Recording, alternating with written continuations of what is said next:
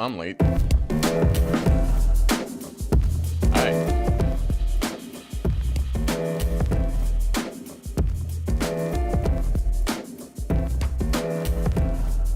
Like fixing things yesterday real quick. Good morning, afternoon, evening, whatever time zone you find yourself in. My name is Gluefoot. I would like a new bro. I just don't. I'm not feeling the like thing I've been doing.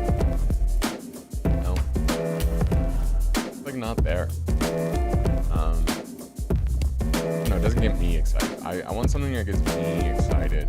Then I think that's how I find my audience. I'm just logged into Final Fantasy 15. I overslept. I was up late last night playing video games, not doing anything actually productive. No, we don't do that. We don't do productivity in a sense.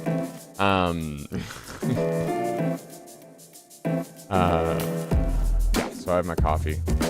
You're gonna hear me yawn a lot. So just be ready for that. Don't know how long stream today will be. I have some errands I need to get around to. I'm hoping to make it 3 hours, but it kind of depends on like what I am tolerating.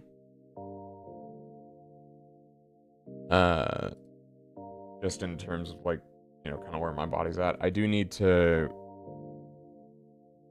go into work until later than normal, I'll say. Like my shift.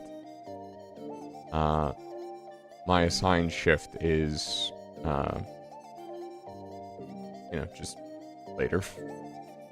I've been doing a lot of like crafting and gathering in Final Fantasy 14, so yeah, this is where we're at in terms of that. Even so. And did I don't think I'm not ready to. Oh, if the actually sure. Oh, I kind of like that. I mean, I don't like how it's died, but you know, can't really fault that otherwise. All right. When last we left our heroes, we were we had officially joined. We had dropped all pretense of the Eorzean Alliance, fighting alongside the Alamegans, and we decided that it would be in our interest to assault Castellum Veladina. I think I looked ahead and I spoiled myself. I spoiled myself on like the next couple quests, but we press on anyway. Thank you for volunteering to join me. It should be a fairly straightforward reconnaissance mission, so long as we do not have the ill fortune to run afoul of an Imperial patrol. Come. Our destination is beyond East End, just north of Veladina.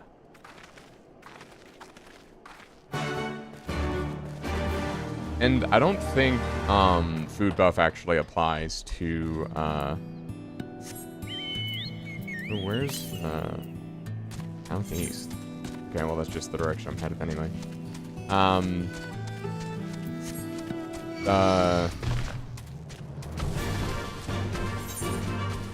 Man, this is the disadvantage of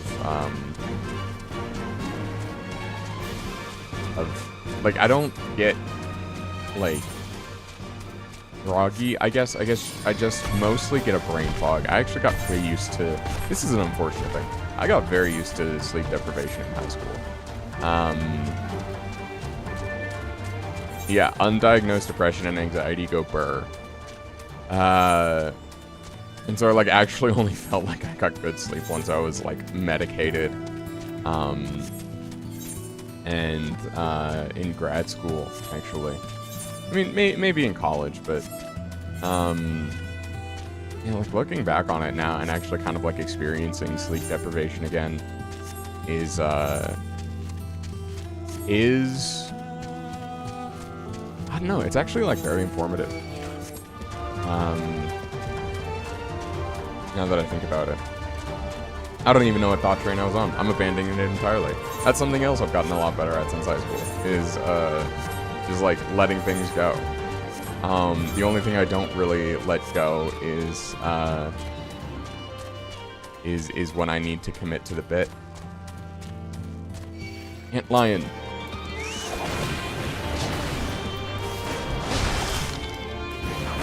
You are no match for my martial arts.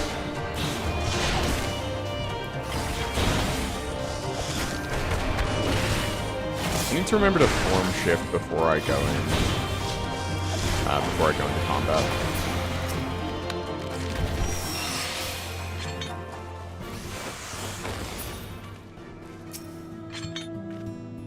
This ought to be close enough. Now we settle in for a long watch. That said, it would be prudent to keep your weapons at the ready, in the event a passing patrol stumbles upon us, or worse. Hold on, actually, let me just grab a screenshot of this little guy glowing in light.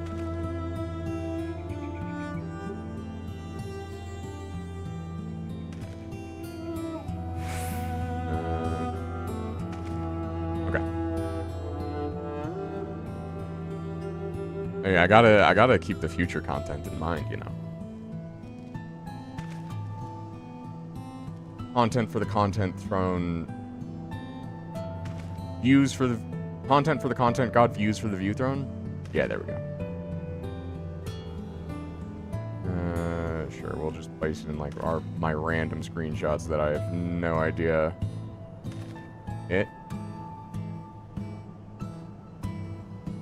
Oh, okay. It was already saved. Cool. Upon reconnoitering at Castellum Veladina, several cutscenes will play in sequence. So just remember to use that sufficient time. Oh, hey! Oh, hey. You're telling me that I need to settle in for some cutscenes? Then by all means, I'm happy to. Talk dirty to me.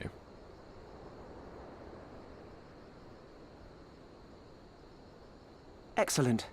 The disposition of the Imperial forces is exactly as expected. I will notify Father. Cannon fire! Where did it come from? Smoke! There! Is that... Oh gods, it's Ralga's Reach. Oh no. That's not good. Very not good. It's no use. I think someone's jamming our communications. You don't think... Could this be part of a coordinated attack? Too early to draw conclusions. We must abort the assault and return to the Reach at once. Yeah. Wait, do we have a... Do we have a mole? That would suck.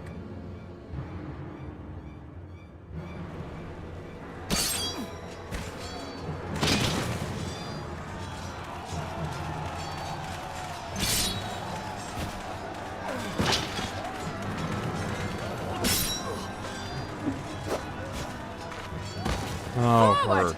Forward! Give them no quarter! You're a dick. Give them no quarter, she says, as invading their fucking house.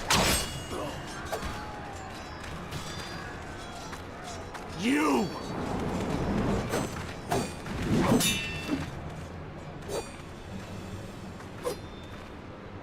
Traitor!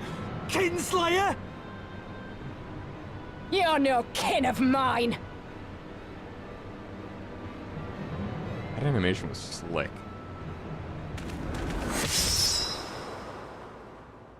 No, Mefrid!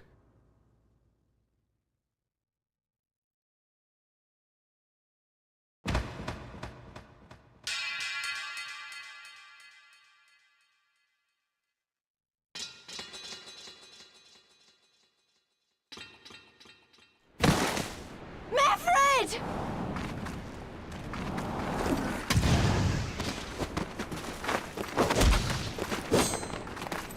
He'll take you!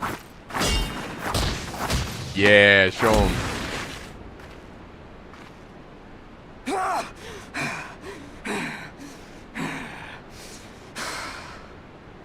Oh shit, it's this part? Welcome in, Dracnus. Fucking Imperials. That sheath is cool as hell, though. Well, well. Stand aside, Pilus. This one has promise. Are they gonna take her hostage? Have Don't a take her care, my hostage. lord. She's not like the others.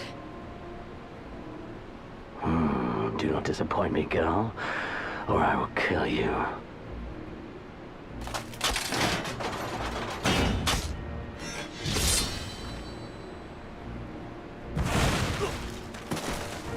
Seven hells. It's him. It's Xenos. Me when I'm a good you're member a of the dead Imperium man. when I see something that isn't human. Okay, sorry, that is kind of rude.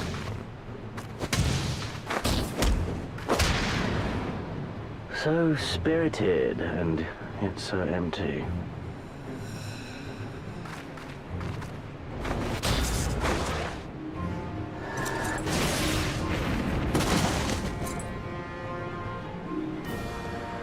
He stepped up the animation something fierce this expansion, though.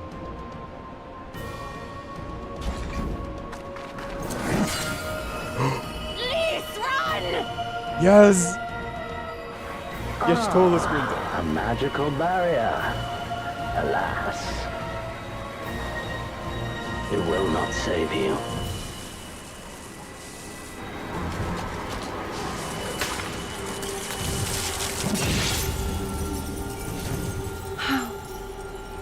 No, god damn it.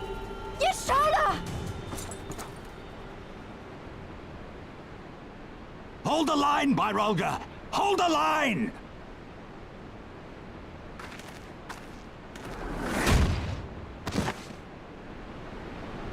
Wait, that wasn't a slash.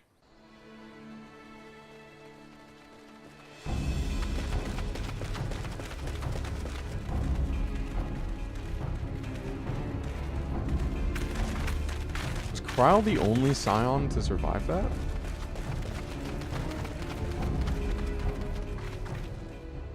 Cryle! Alphino!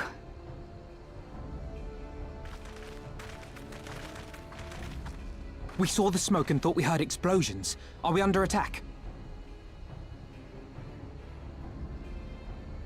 The Imperials were all over us before we realized what was happening.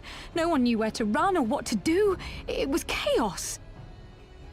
Lise and Master Kemp rallied the guards and bought us enough time to get some of the wounded to safety, but I haven't seen either of them since.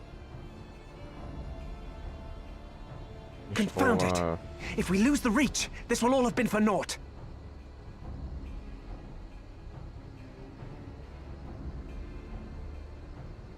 Arenvold, can you escort these people to the wall?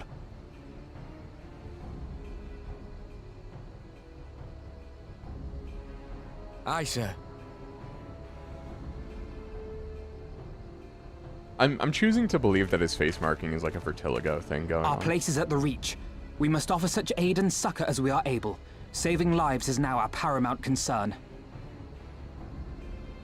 If we can hold back the Imperials until Father sends reinforcements, we may yet turn the tide. I don't think their goal was to hurt. I'll join you. I've done all I can for these people, and you'll be crying out for a healer in there.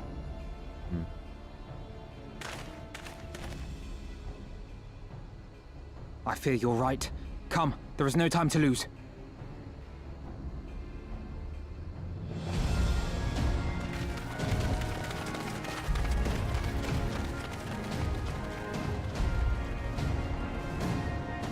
Okay, so they've taken hostages. But also, like, damn, like, Lise just kind of taken on a fully armored, Imperial Viceroy with fists. Like, hell yeah. I love that that's just, like, a thing you can do in Final Fantasy. Let's help us, they're killing everyone. Oh,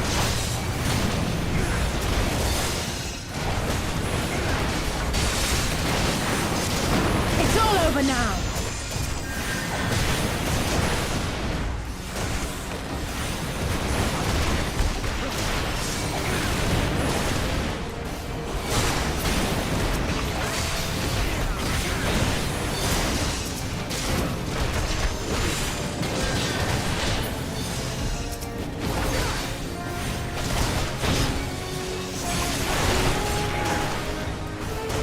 Yeah, this...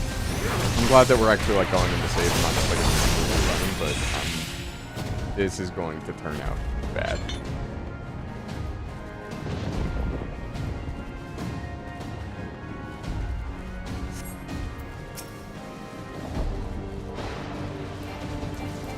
Oh, damn. They really just came in and were like, yeah, no, dead.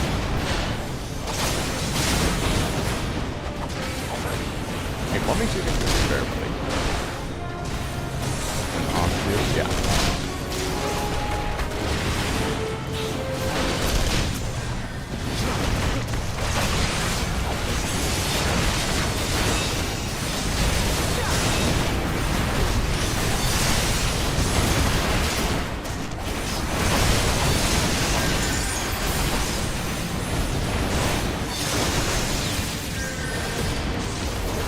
Oh, I'm not letting this guy die. No.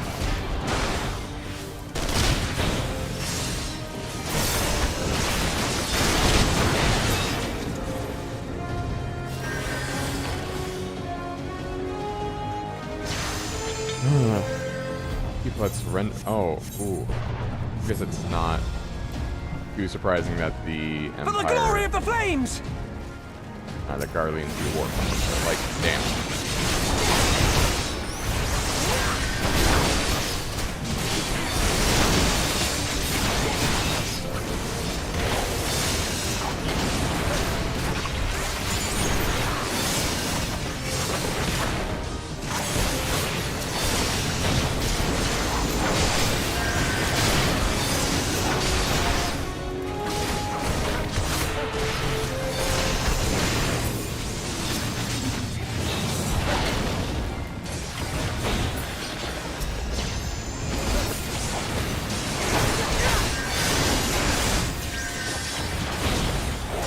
Alright, so this was, what's her bucket's plan? She is getting a fist through the heart.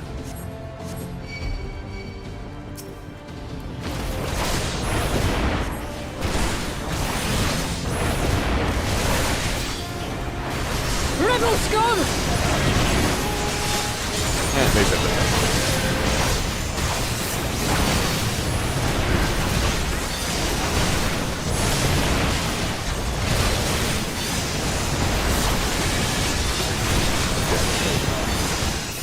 The place of like my pedagogical ancestry.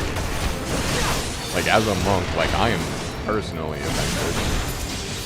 I mean, I was always personally offended by Garlemald because they're fucking bad. Who in the seven hells are you? Oh, I'm the person who's gonna kill you.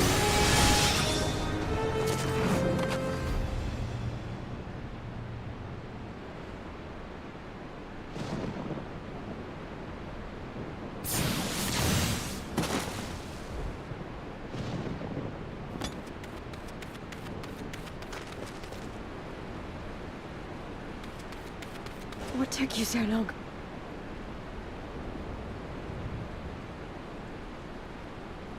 Alpha, no, I need your help! That was a very meathead shonen moment, though, where it's just like, magic barrier? Yeah, nice, dipshit, watch this. Uses 2 hands. I mean, I've been keeping that Phoenix down in my inventory for a long time. My lord, the prisoners! See to your men, Pylus.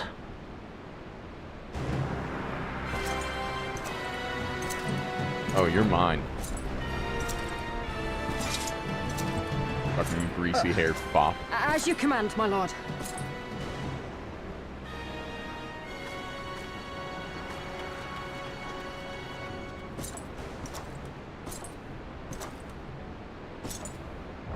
Your friends were a disappointment.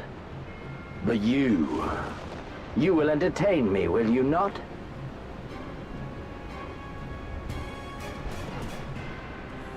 Oh, hey, Alizé's joining us. Nice. When does Alizé actually, like, show off being a red mage, though? Because, like, based on the fact that they let me do the part of the red mage quest where,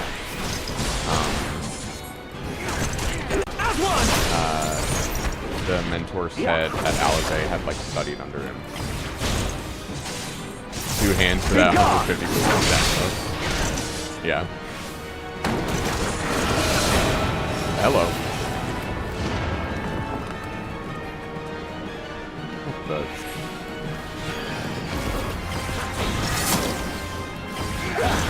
Okay, I Give me need something to remember. Oh, maybe not.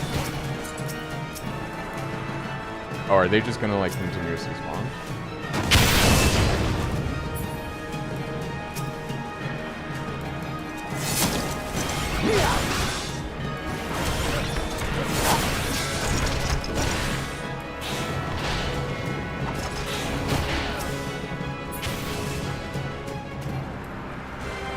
Yeah, that's gonna hit me. Yep.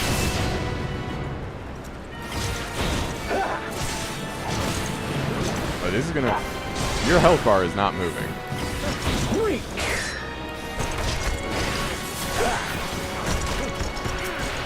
Swell. Let's see.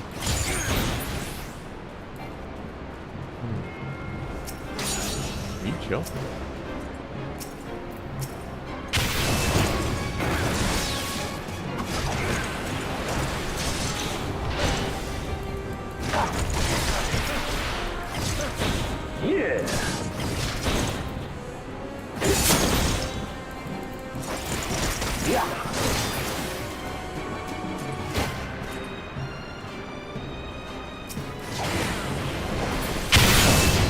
Yeah, that hurt.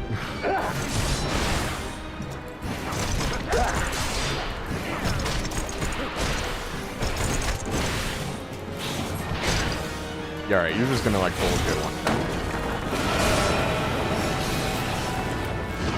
Down for the count, yep.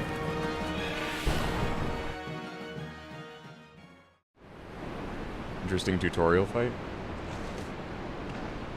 Spoiler, I guess, but man. Fair enough. Like,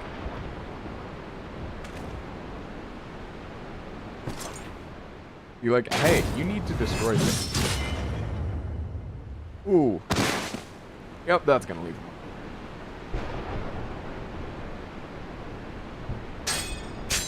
Oh. That's why you carry like 3 of those things. Pathetic.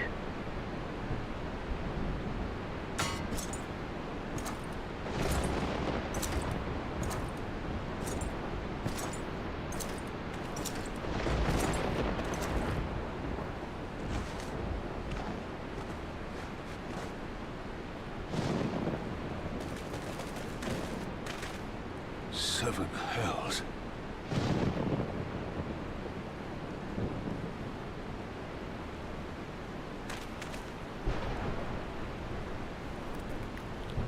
Yeah. Now you need to control your temper, robot. Feed your people. Shall we give chase, General? Imagine doing that Nay. fight as a healer, though. There has been enough death this day. See to the wounded. Aye, sir.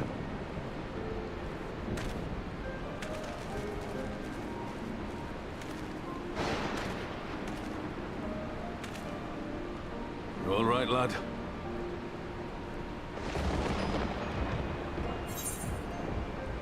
My pride might have taken a knock. There's no ordinary foe could best the likes of you. Yeah, it was almost like he had plot armor. Thoughts? Holds off because you know if he lost, then he stands no chance. Yeah. Yeah, true, because we did 1v1 him. Seriously, get this man a prosthetic. Like, if he has 2 arms, he's unstoppable. With Robon, that 2-arm buff goes from 150 to 200%.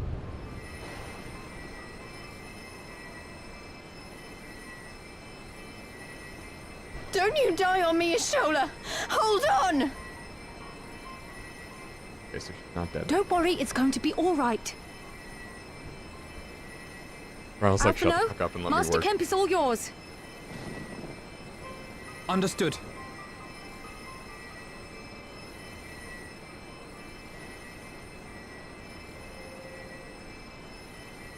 Don't just stand there gawping. Hold her down while I work.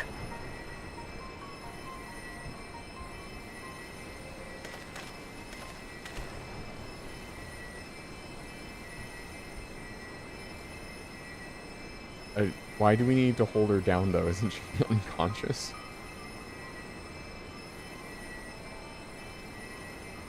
Or are you saying we need to hold back Lise?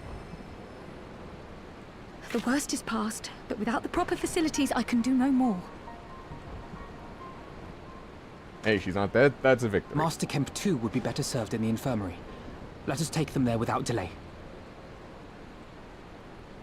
Give us a hand, would you, Lise? Of course. Oh, if you're on a healer job, you get to I know help you for must real? be exhausted, but there will be others who need our help. Leave these two to us and look to the other wounded.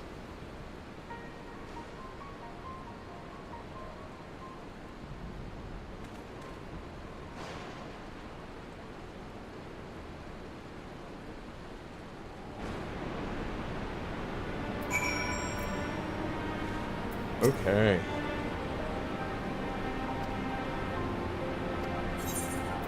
I know I saved lives. Be to the wounded. Not them.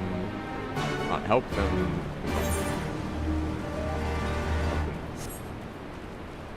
Also, unrelated, but I wanted to share. I unlocked advanced materia melding. Yay. I'm just happy about that.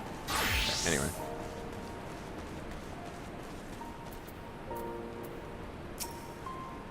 Oh, he dead.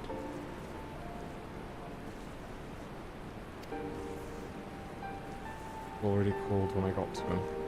There's not much I could do. That charm must have been important. You best take it to combat.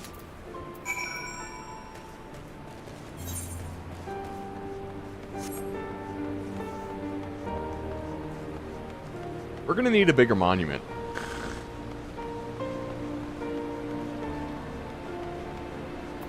Also, I need like a meditation channel. Or like a channeled ability that lets me meditate. Not a thing? Okay. Oh.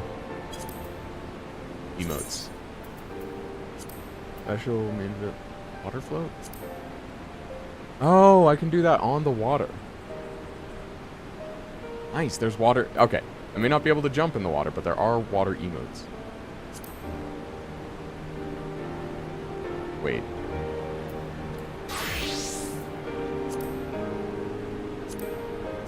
Oh, yo! I didn't know that was a thing. That's cool. Okay.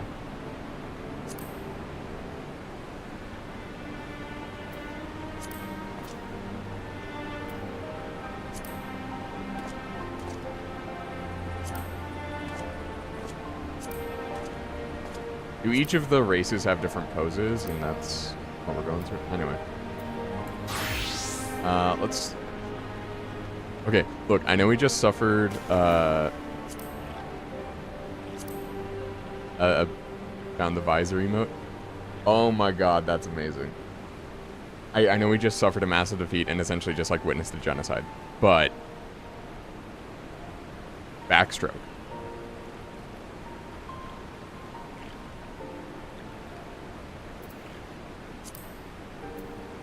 Each race and gender has its own poses. Nice.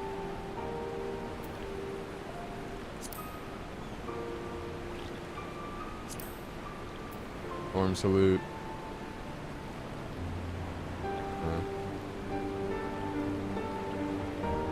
I'll have to go through all these at some point. I have used the /photograph one for a thumbnail before. Okay, great. Back to the actual, like, emotional story. The video game is fun. Video game has video game things, and it tickles my brain.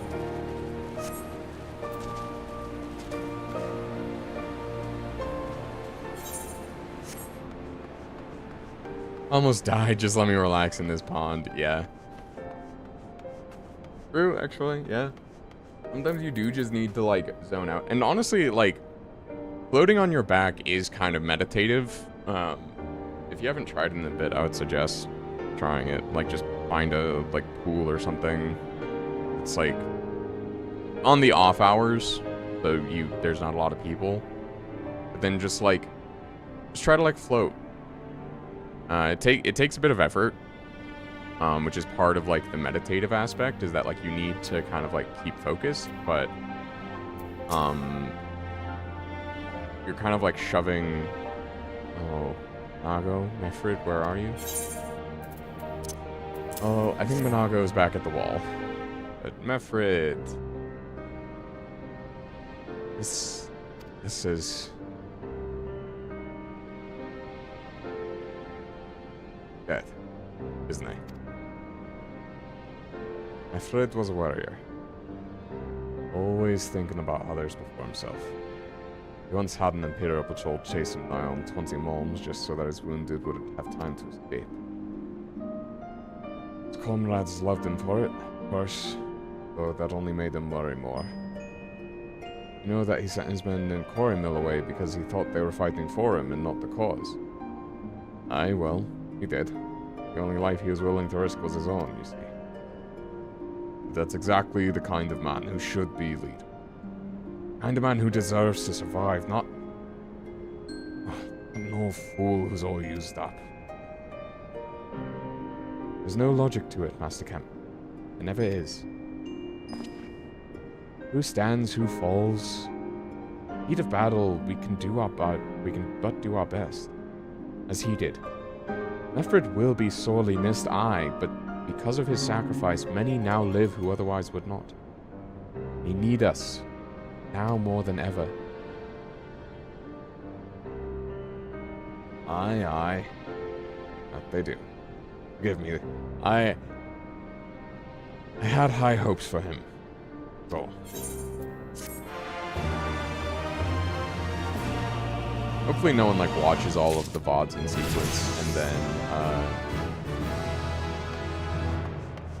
realizes that I'm like switching accents for characters willy-nilly. Olga's Reach is no longer safe. Our defeat was no near thing. It was total. Humiliation. We were powerless to withstand our enemy's assault. It wasn't an assault, it was a massacre, Pippin. We cannot afford to dwell on our failure. As Alphino said, it is those who survived whom we must think of now. Rhalgr's Reach is no longer safe. The Imperials may have withdrawn, but they could return at any time to finish what they began. We dare not remain here. Those who are not fit to make the journey to Castromorians will need to be taken by chocobo carriage. You witnessed mass death! Level up! Yeah. Hey, it's the trauma XP. Good. I shall oversee preparations for the carriages.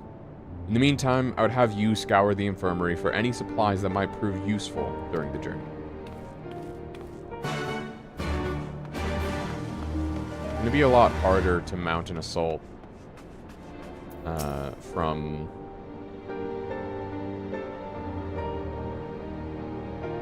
It's going to be a lot harder to mount an assault from Castromorians. Forgive me, but it is imperative that I continue preparing medicines for the wounded. If you desire treatment, I must ask that you seek it elsewhere. Oh, I see. In that case, you are free to search the barber and take that which you require. I would not have our people dying en route. I would assist you, but this process demands my undivided attention.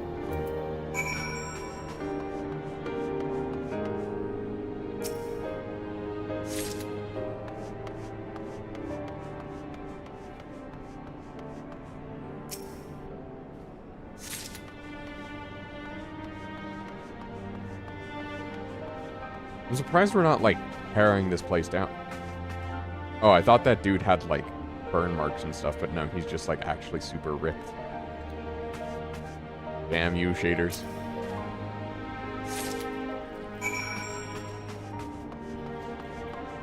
I mean, he may have burns, but it's kind of hard to render those. It'd be cool if there was a way to, like, mod a, like, scar on my chest. Or not mod. I mean, like, use fully in-game methods to glamour a scar onto my chest. You can get ripped by getting burned? Gym rats hate this one trick. Marshal Tarpan said you might have something for me? Love be praised. This should put the driver's hearts at ease. Tell the Vice Marshal we await his orders.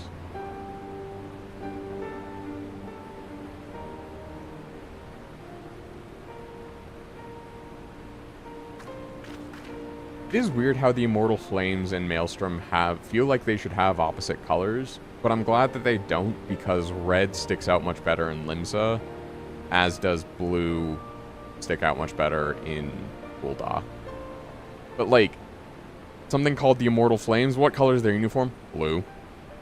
Maelstrom, you know, a company that's based in a city that's that is all about like pirates and water, what's their uniform color? Red. Not gold, not blue, red.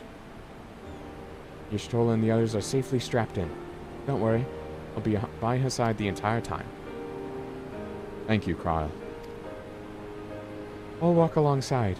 They'll need protection in case the Garleans try anything. Hang on. You're injured too, aren't you? Couldn't you be in one of the carriages? Not so frail that I can't make the trip on my own. Besides, there's still work to be done here. See you at the wall when it's finished.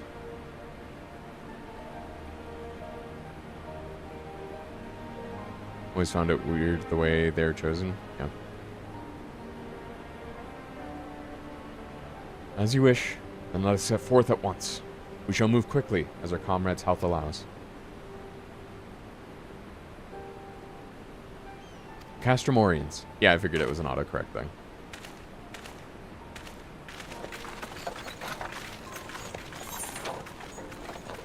Are you looking for... Do you... I just learned of the upcoming Last Airbender magic set a couple days ago, but I already want to make an earthbending deck. Earthbending seems sick as hell. I think a like Toph commander deck.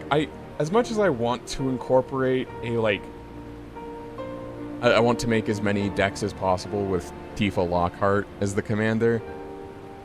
Like, Toph is just the better commander for an earthbending deck. She's white, red, green, I want to say. And then that gives you access to earthbending and firebending. Not excited, unfortunately. Mechanic-wise, it looks neat. Getting so tired of Universes Beyond. True, actually. I mean, as like a newer Magic player, it is exciting to me. But that's mostly because, like, out of the last 4 universes, or out of the 3 for 3 out of the last Universes Beyond sets that I've paid attention to have been IPs that I like really like. I wasn't even like super excited about the Spider-Man one, just because it's like it's kind of corny. But no, I agree. Like Universes Beyond is though I like the bit from the Geek Enders. Jesse Cox's podcast, excuse me. Next year we have just 60% Universe Beyond. Ugh, Jesus. Honestly, like they need to just pull back on the releases, like just like Star Trek and more Marvel. Yikes! Like that's kind of the thing, though, right? Is that Final Fantasy? I think Final Fantasy actually kind of like fits with Magic in a lot of ways. Like they're like Final Fantasy 13 feels, at least visually, like Ravnica. Not quite, but like related. I mean, definitely Final Fantasy 13 is more like future Magitech, and Ravnica is more like just like more ancient Magitech, I guess. I don't know, but either way, right? Like, I feel like there's at least some tonal consistency, although maybe that's more because Final Fantasy is so broad in how it does it that like you're effectively getting has enough character and variety to be fine. Yes, that was what I was trying to say. Yeah, so many sets have like 10 versions of the same character. It's annoying. Yes, no, I agree. Like there are, I mean, even Final Fantasy has like 3 versions of all the like Final Fantasy VII characters. Like I know that there's 3 versions of Cloud, like 4 versions of Sephiroth. Though to be fair, one of them is really just a treatment of Exana or something, like one of the Phyrexian core colors. And that's actually pretty cool because it's like his like biblically accurate form. But yeah, no, there's like 3 or 4 clouds, and that actually is kind of annoying because it's like when I'm just trying to like look up a card, and it's like just like have one and be done with it. I actually don't think that like in the Last Airbender set that that like all the main characters should be commanders. I think that and in that way, because they didn't need to do that, but then Spider-Man was like, how many ways can you make the same Spider-Man in different ways? Yeah, which sucks because like you have like 20 Spider-Men. You don't need to make the same Spider-Man. Or is that, I haven't actually looked at the set to be fair, but it's like you have off the top of my head, you have Ben Reilly, Miguel O'Hara, Peter Parker, Miles Morales, Gwen Stacy, literally just, you know, Penny Parker. I'm just literally naming characters from the Spider-Verse film. Actually, Ben Reilly does have like a cameo in it, I guess. And then you do like Fisk as a commander. Like Fisk makes sense as a commander. Miles had like 5 different versions. Jesus, that is too many.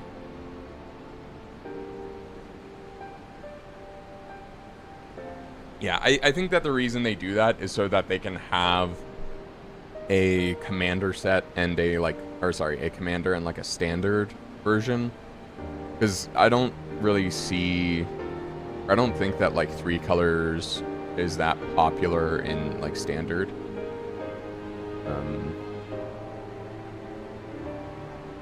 But anyway. That's what they did in Final Fantasy. Yeah, because they had like the starter, I looked at like the starter pack. And like it had like a 2-color version of like Sephiroth and Cloud. I do think that like a lot of Universes Beyond should really just be like if they are going to make multiple versions of a creature, make like one original one. If you have to, like, you don't need to make multiple versions of the same character, of literally the same character, but if you are, make one original one, and then just make the rest treatments of cards that already exist, or that, like, have been, like, out of print, or you want to, like, reintroduce or something. Like, just do that.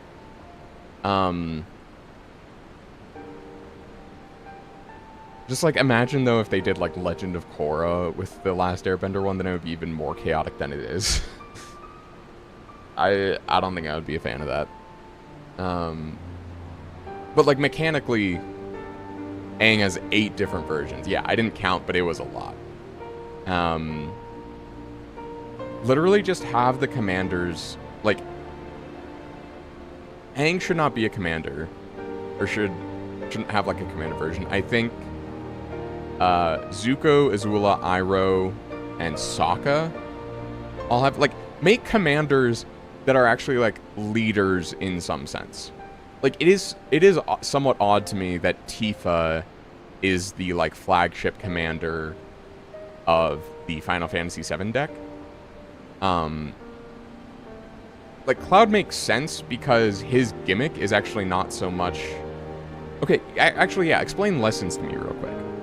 Also, I'm gonna get on with this story. I mean, it's my men, but I cannot thank you enough for that. Fact remains, our forces were decimated. In this state, we'll not be able to mount an assault on Castum Veladina or anywhere else. We need to be honest with ourselves about our prospects. First, we need to put our affairs here in order. Afterwards, I'll join you all like Lemurians. Understood. You will go and speak with General Alden. I wasn't aware that lessons were a thing. Now, again, new Magic player here, but I wasn't aware that lessons were a thing outside of...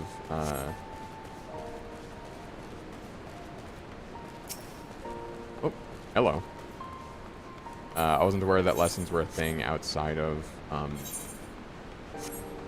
Avatar set. But that's cool, actually. I do like that when they use the opportunity to return stuff. Like, I was kind of hoping that firebending and really all of the bending stuff was just... It wouldn't surprise me if waterbending was. Like, if there was an enchantment that essentially let me do what waterbending does. That makes sense, but, like, the idea of, like... And I'm sure that the idea of, like, turning lands into creatures isn't... Or, like, functionally creatures, isn't, like, a new concept either. But it is exciting to, like, have them pointed out. Also, you can just DM me to explain what lessons are. If you want to put it in chat, that's also fine. But if you're like typing out like a novel that's, and then you're feeling like it's just too clunky, don't bother. Ribbon has already departed with the wounded, has he? Good. We've completed our search of the Reach and the surrounding area.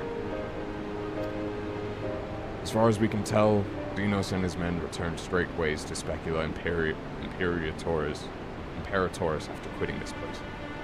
It seems he's lost interest in us. Which brings us to the most troubling question of all. Not how he found us, but why he chose to spare our lives after having done so. The more you kill or capture your enemy, don't leave him to fight another day. Only a fool would turn his back and walk away, but Xenos is no fool. Whatever his motive, this is neither the time nor the place. I'll leave a token force to watch over the ring. The rest will fall back on Castromorians. We can discuss our path forward there.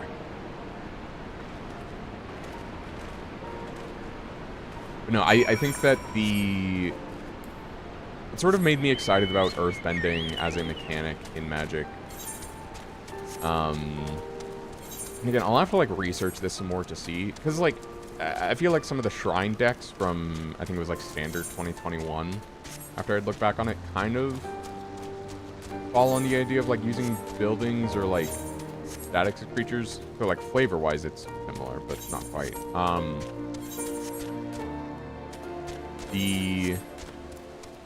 Now, I will say, something that is actually kind of nice about the Avatar set is they're not actually doing commander decks. The closest thing they have is like a commander starter kit, which just has a bunch of like boosters, and like a collector booster pack, and it has a life counter, which I would actually like. I'm very tempted to get it just because of that. And like it retails for like $100, but it's just a bunch of boosters. It's honestly probably not worth the price, assuming boosters will... No, if each collector booster is 20, and then it comes with 5 boosters besides. And then, like, some lands, and then some, like, treatments of, classic commander cards.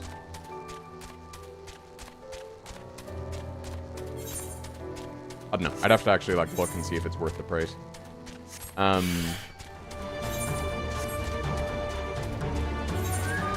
But, like, it's really cool, and it sort of takes care of my one issue with green, which is that, like, you just end up with a bunch of cards on the table, and you feel like you're not doing anything with them. You are, right? Like, the whole point of green in Magic is ramp, and so you're, like, using that mana.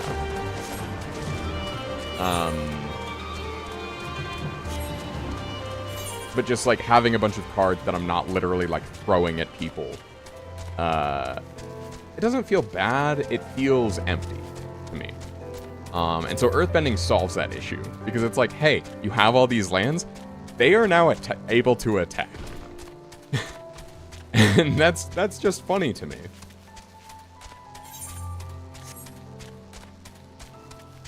Like, hey, this giant pile of cards have been amassing on my side of the table, that's your problem now. Like, that's just funny to me. But yeah, they do need to, like, way pull back on the University Beyond. They are... Like... I mean, shit, just do Ravnica, like, 5 more times. Like, literally anything else. You know, make more... Make more guys where,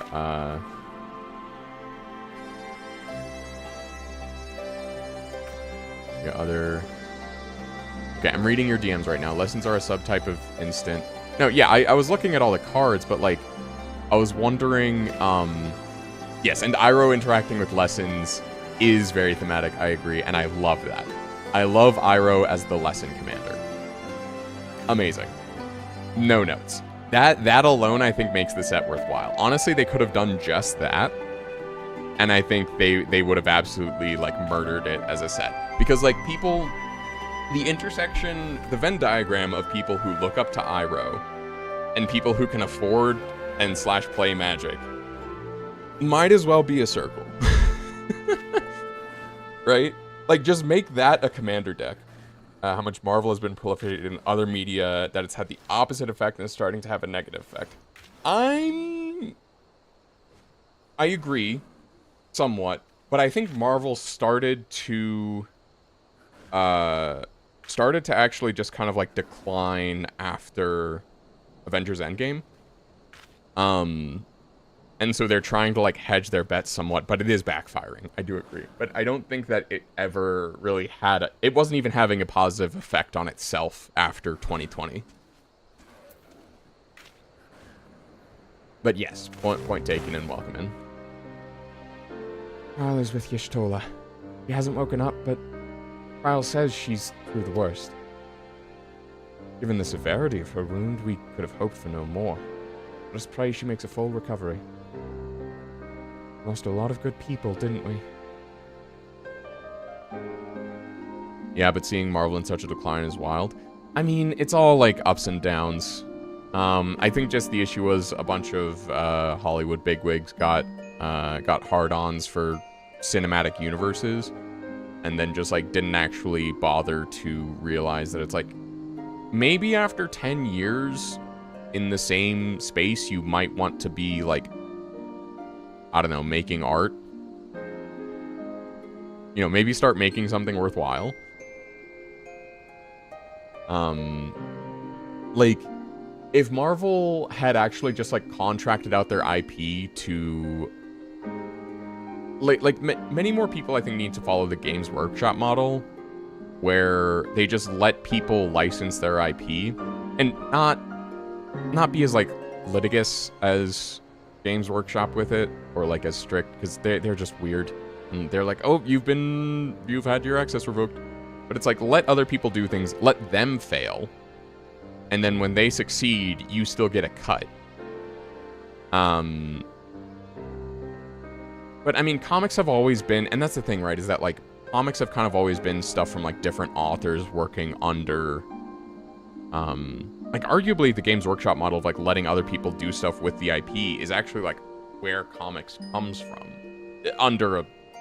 If I'm kind of stretching the definition, but, right, that it's, like, you have all these different authors and stuff, and it's, like, it was cool. Like, what Kevin Feige did for cinema is cool, and I think is interesting to study. Right, the idea of, like, coordinating this massive project of, like, 20-plus movies is cool, interesting, a logistical nightmare that still managed to work. But it's time to innovate, man. Like, they haven't really moved, they haven't pushed the envelope past Avengers, really. And I mean that not in the sense of, like, it didn't get better, because it did, but in terms of, like, what they were achieving, I don't think it really pushed the envelope past that. Anyway. Back to Final Fantasy XIV. And that Skull's commander cut down Mefrid. Single blow, and that was it. Everything he fought for, his hopes and dreams for the future, in an instant. You know the worst part? It wasn't Garlean who did it. It was an Alamegan. More movies for the lesser heroes? I mean, yeah, like, or not even the lesser heroes, just give me, like, more stuff within the universe.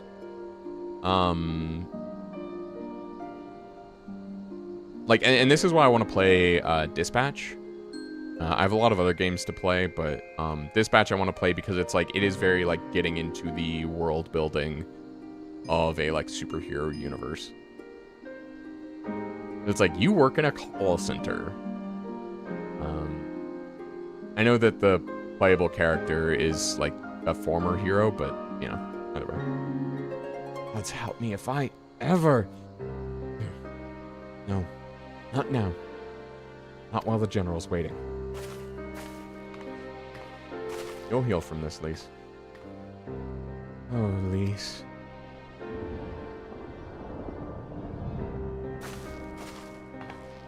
This patch is so good. I know.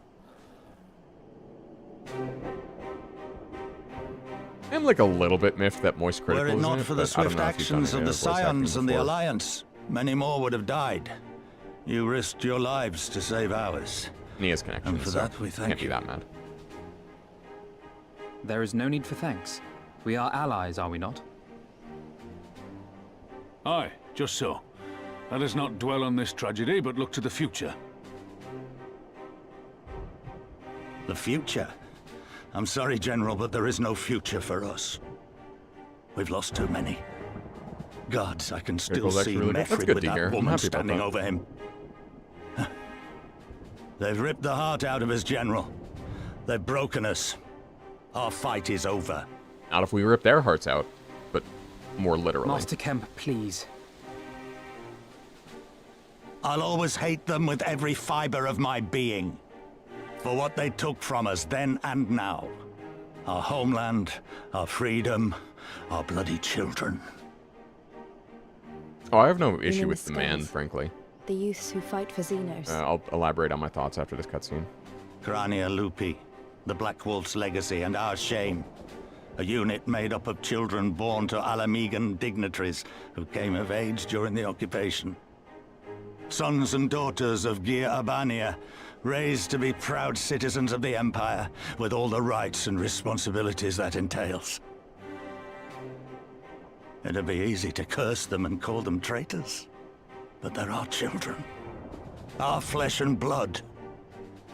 If the only way to forge the future we want is to cut down our own, then... But that's how they are Then stopping. what was it all for?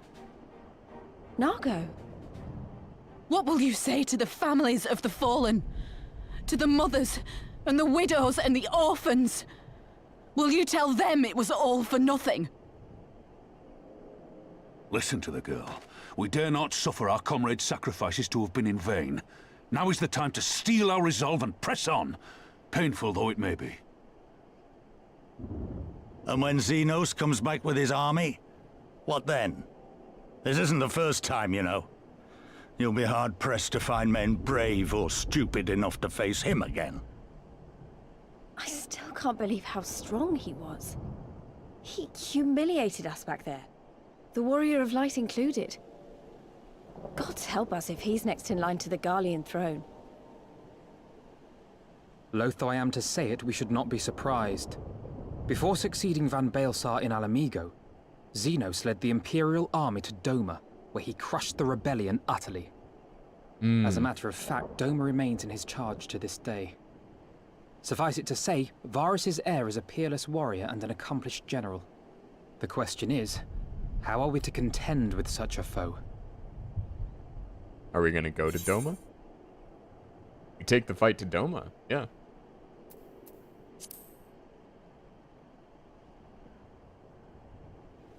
Undermine his previous victories. Interesting. You are suggesting we kindle the flames of revolution in Doma once more and force Xenos to fight a war on two fronts? Ooh, yeah. I mean, I didn't exactly think that, but there would sure, I'll need to take be credit for it. someone left to fight on this front by the time you got back. Look, I'll not deny the plan as promised. And I feel for our brothers and sisters in Doma, truly I do. But I fear we lack the strength to see it through. Ah, but you see... Have faith in your people, Master Kemp. Them and the Scions. Hold fast, rebuild, and when all is in place, we shall defeat Xenos together. we know people in Doma. If you're going to Doma, I'm coming too. I want to help our friends there. And make sure nothing like this ever happens again.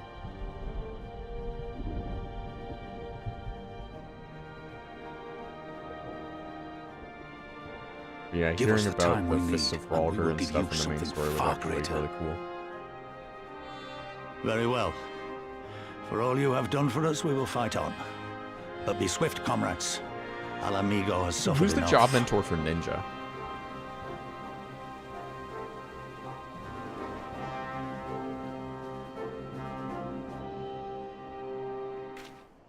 Okay, so on the Moist Critical thing, like... I say I'm miffed. I'm not actually that mad, but the thing is just that it's like, I'm in, like, the novice voice actor community, as I would call it, right? Ninja Job Mentor was not someone you know? Okay.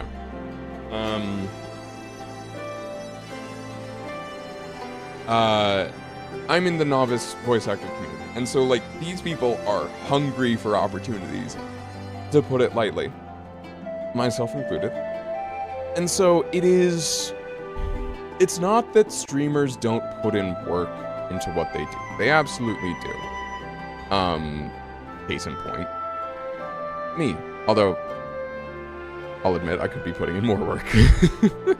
But it's just like, it's this weird...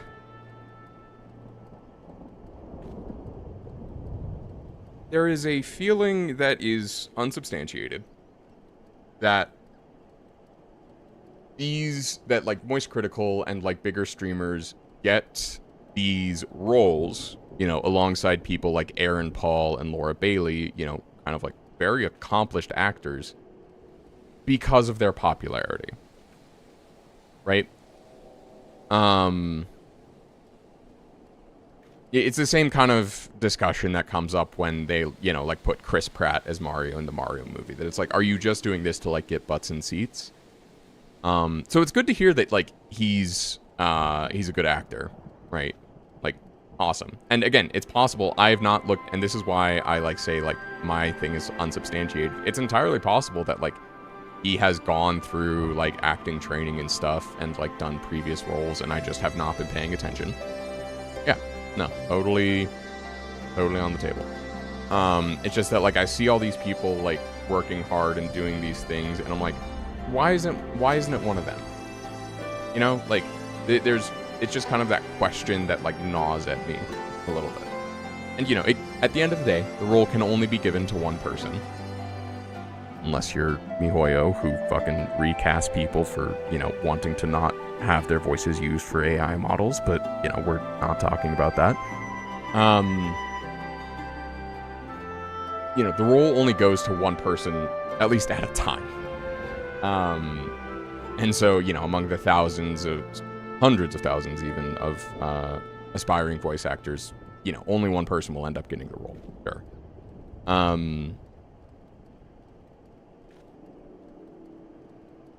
But yeah, I don't know. So it's just that kind of thing where it's like, yeah, thoughts are fair. Yeah, I'm glad that, like, it's not an unreasonable take. And again, like, it's not really even to put shade on Moist Critical, or I think Jack Skeptici, how do you even say his name?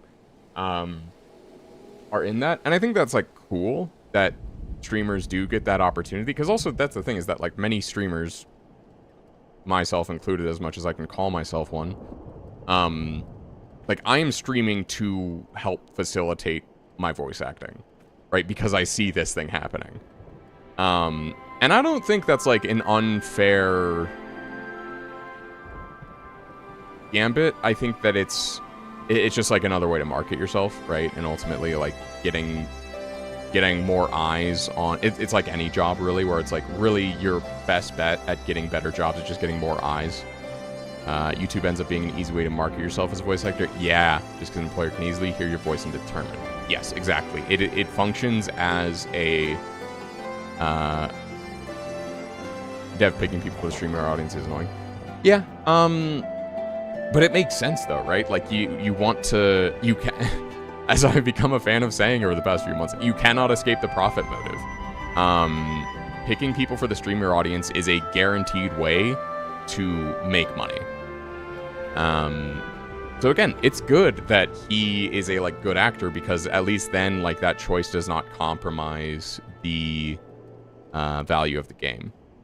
And, like, for what it's worth, like, I think if anyone deserves to make a game with people that they just want to handpick, it's the developers of, you know, the former developers of Telltale. Like, absolutely they deserve it and deserve the win, and I will absolutely voice acting one paycheck out of two. Yeah. I mean, but you could argue the same thing of, like, any voice actor who streams, which is a lot of them. Again, see previous point. Like, even if their primary income is through... Like, really, like, what you call them is really just, like, what their primary income is through, you know? And again, like, I will not, refute or, like, deny that it is entirely possible that Moist Critical, anytime he's not streaming, is just, like, submitting auditions, right? Entirely possible. Yeah.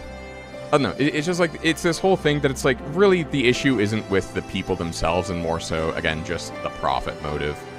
That it just kind of, like, makes nakedly apparent.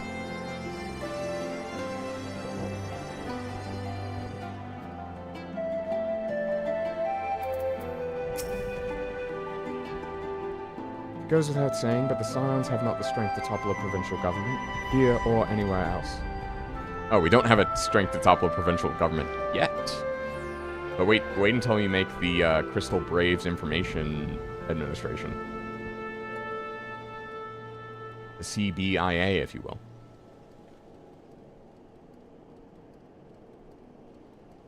Yeah, I promise it'll go better this time. And I'm quite certain that the same can be said of the Doman Liberation Front.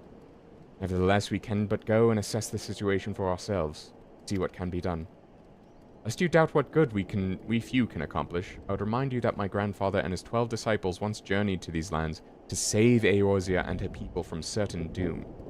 Brave souls with an impossible task. And Eorzea lives on. Our present mission may not be as monumental in scope, but it is no less important to the multitudes whom we would free from imperial oppression. Whom we will free. Okay, also, I wanted to point out, something, like, I actually found that whole bit about, about the Alamegans who sided with the Empire very, like, interesting and actually, like, very clever writing, because that is, in a nutshell, assimilation. Like, they are holding your eyes open and being like, this is the cost, this is what assimilation does. Look at it. Look upon its horror. You know, they assimilate, like, assimilation, this is why assimilation is in service to oppression. Is because then it allows those in power to use, to pit the less fortunate against each other, or, like, the oppressed class against each other. And, like, it all starts because of, like, the promise of elevation, but there's still, as we saw in the cutscene last time with Fordola, that they're still treated worse because of their heritage. They're assimilated, like, they get the quote-unquote, or they get the on-paper benefits of being a member of whatever oppressive regime they're under. But they still, like, suffer the social consequences of it.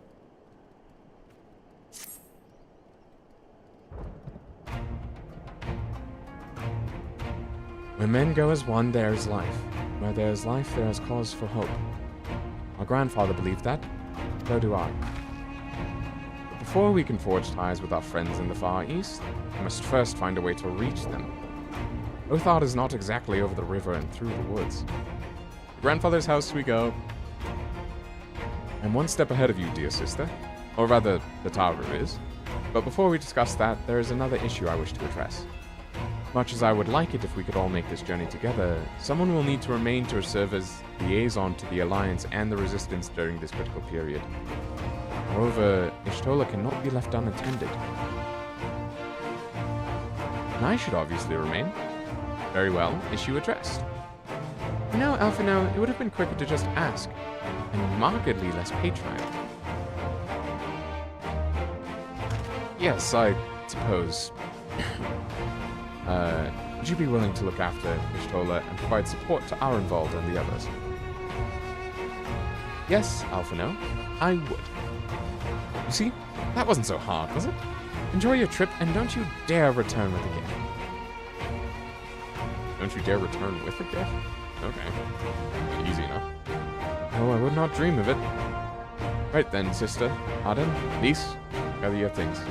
We offer Limsa Laminsa. Oh, yeah, baby. Are we gonna sail around the... What? Hold on.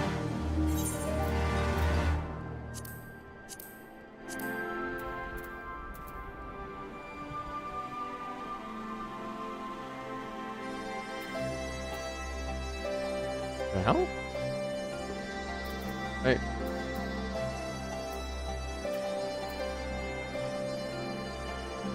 Okay. I guess this is where the planet wraps back around? Oh, no, I don't exactly have an orbital view. Because it seems... I guess we can't really launch from Girabanya, though. If we don't have any ports here. Well, does No, Thanaline has ports. I guess they just don't have ports on the... No, I guess they don't have any ports near the Sikoli Desert. Okay. Well, easy enough.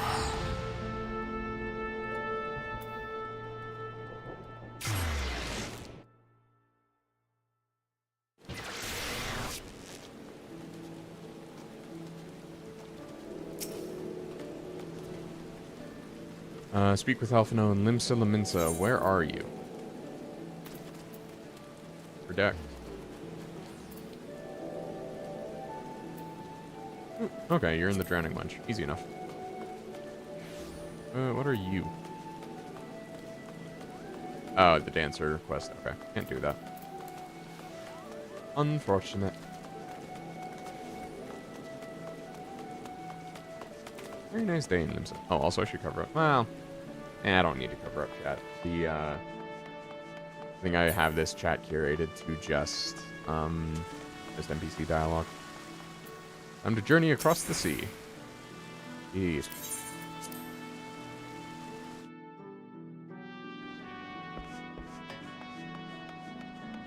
Let's make sure all my stuff's repaired.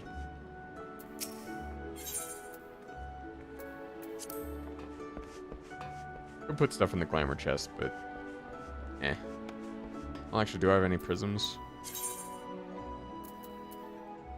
No, just clear prism. I don't want to spend Grand Company bills buying prisms. Works against the Garleans since we can teleport and Garleans cannot. True. Is there a reason for that?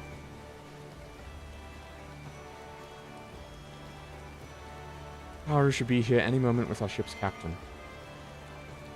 But we're going by sea after all. Is Merwib lending us our pick of the Crimson Fleet? Not exactly. You're right, inasmuch as we will be traveling by sea. Regrettably, it is not feasible for an airship to travel such a distance without possibly large fuel reserves, to say nothing of the inevitability of running afoul of the Empire's aerial defenses. Garleans can't channel ether, that's why they can't use magic. Okay. Oh, and so that's why they need magic tech, I see. Makes sense. And it is equally infeasible to sail an Eorzean Alliance vessel halfway around the world without the Empire taking notice. Which leaves us with only one other option. Speak of the devil. Sorry to keep you waiting. May I present to you Captain Carvalin of the Kraken's Arms? Oh, pirates. Kraken's Arms? Don't tell me you made a deal with pirates. It's always pirates.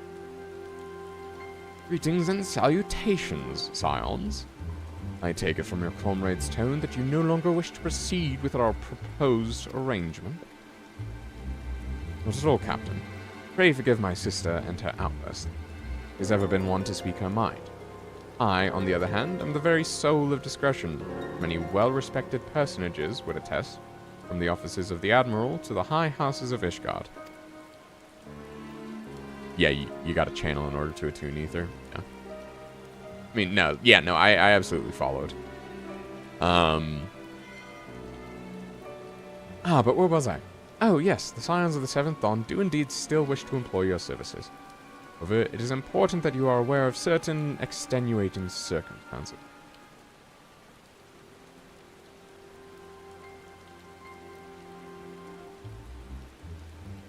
And and intent on securing passage to the far east, you come to us, knowing us to be the proud purveyors of said region's finest spices, which you steal from gods-fearing merchants out on the high seas. Whatever privateering the Kraken's arms may or may not engage in is strictly within the limits of the law, as set forth by our indefatigable leader, or indefatigable keeper of the peace. More to the point, we are pragmatists. I see considerable risk in aiding your cause, and negligible profit. You cannot escape the profit motive. Well, I for one think the captain has a point. 5 seas can be extremely treacherous, and many a poor unfortunate soul has come to grief out there on the waves. Why, when we were in Ishgard, I heard the tragical tale of how the heir to House Durandare vanished at sea. Oh, is he the heir to Durandare? Even now, nearly 20 years later, the poor count remains convinced that his son still lives, and would pay a sultan's ransom for news of his whereabouts. Profit motive never dies. Yep. Oh, crafty.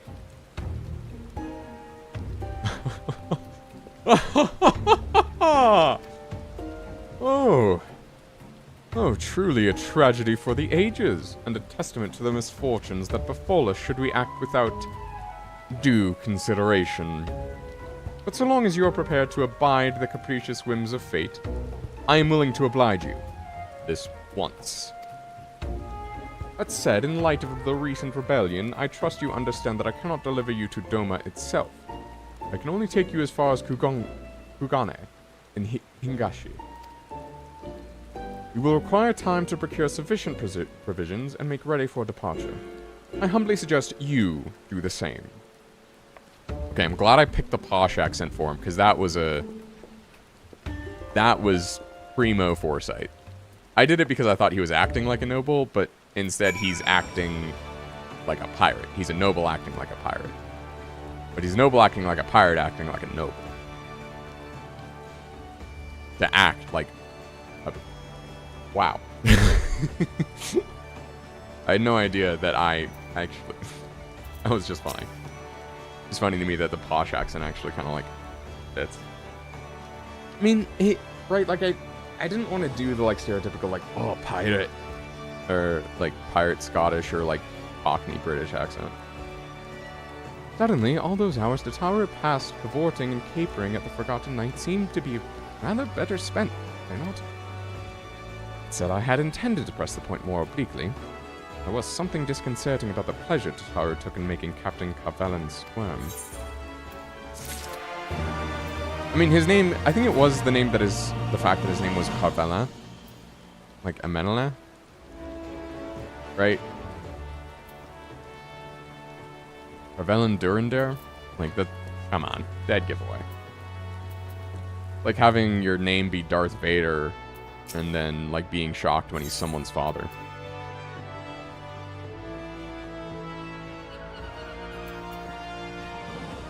More monk gear. I say we should heed the captain's advice and attend to our own preparations while they ready the vessel for departure. Tataru and I will procure the necessary supplies. Alize, I should be grateful if you wish to use the time to brief Urianger on recent developments. You may also wish to review the relevant safety procedures in the event of an emergency at sea. How... very prudent of you. Very well. We'll go and speak with him. What of Aden and Lys? I'd like the two of you to return to Revenant's Toll and speak with our Doman allies. I fear we know too little of their homeland, and any information they can provide should be most welcome. We have agreed to complete our respective tasks. We will reconvene here at the ferry docks. Agreed? Sounds like a plan. Let's go, Aden. Urianger's still at the Waking Sands, right? Revenant's Toll. Okay.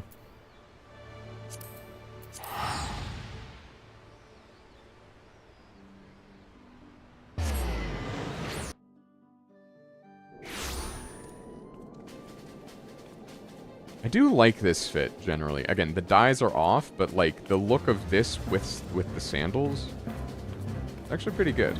Alright, here, actually, let's actually, like, put on a camera. Not me zooming in on my character's feet. Ooh, that's cool.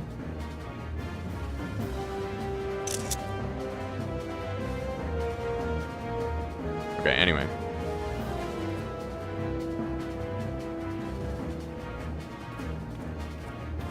Yeah, like, I think that this could this has glamour potential. Mostly just because this robe is, like, one giant piece, and so I don't have to really, like, worry about pants. Kind of nice for glamour purposes, actually.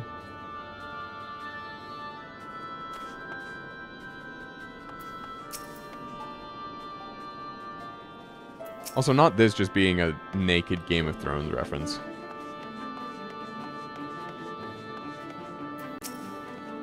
Like, she literally pops out a barrel and is like, a girl has no name, and it's like, okay, buddy. Well, here we are. We'll need to talk to lots of people, so I think we should split up. I'll ask around at the House of Splendors. You take the Rising Stones. I'll meet you here after. Got it? But yeah, I mean, despite the whole thing, I am actually still very much looking forward to playing Dispatch, just because I know, like, Aaron Paul and Laura Bailey absolutely kill it. Like, again, they're very accomplished actors. And Aaron Paul, like, especially, like, fuck, man. Like, Aaron Paul, like, I watched, I finished Breaking Bad after watching BoJack Horseman, and that just really, like, sold me. Like, after only seeing 2 characters, I'm like, man, like, fucking just the way he delivers on a character is just so good. And then Laura Bailey's just, like, she's good, but, great, even. But it is also just funny to have the, like, context of the juxtaposition of the fact that she, like, has a 12-year-old sense of humor. Like, watching Critical Role. Anyway. Greetings, Aden. What brings you to the toll this day? Oh, Philomene retired? Makes sense, I guess. What? You're for Doma. Heavens, you scions have shown us not but kindness, but from my wildest dreams did I imagine you would fight for our homeland. 25 years we have suffered under their tyranny. Then we spied an opportunity. The Emperor dead, Garlemald in chaos. It seemed the time was ripe. Beneath our Lord's banners we gathered and fought to reclaim our nation. But when Xenos arrived with the 12th Legion, it was over in an instant. Okay. The dude's read Art of War. Oh, what is it, my friend? You look as though you have something to ask. That you could go to join Yugiri and Gosetsu in the fights fills me with such joy. Ah, forgive my exuberance. You require information, yes? We of the Nagae clan have served at Doma faithfully for generations. My ancestors held positions within the Doma castle, even. Now it is home to the Imperial Viceroy's witch, and her host of men and Magitech. I think that it was once the shining symbol of our heritage, the seat of our dear Lord Cayenne. Become a den for Garlean dogs. Okay.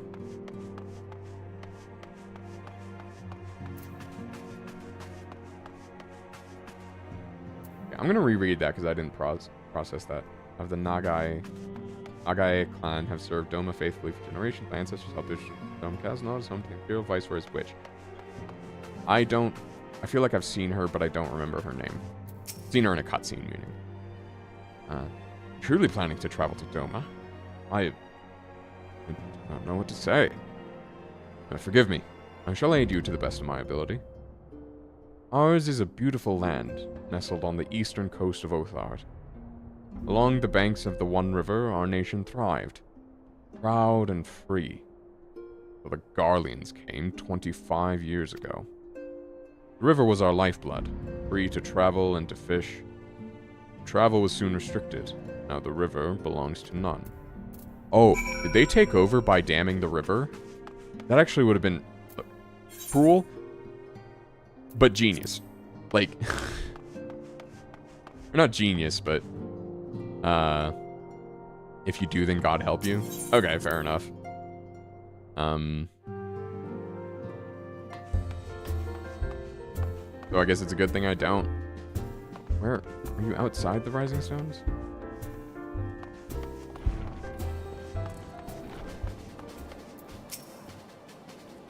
Ah, there you are. Learned anything interesting? The older domans I spoke with tried to reach me about the Far Eastern customs and the importance of formality and politeness.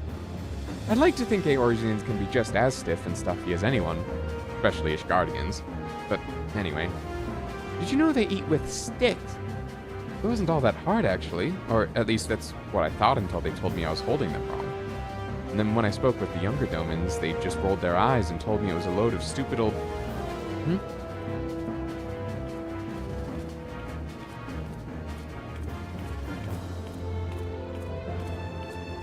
Wait, I think I misinterpreted what you say, what you were replying to when you said if you do, then God help you.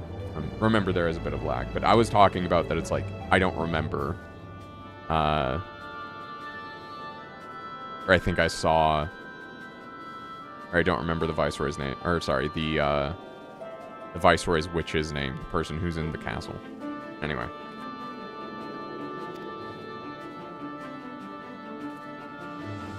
Wow. What you learned sounds a lot more useful. Unless someone invites us for dinner, of course. I hope they do. It's the... I do like that the monk and samurai gear is the same. That's actually kind of fun.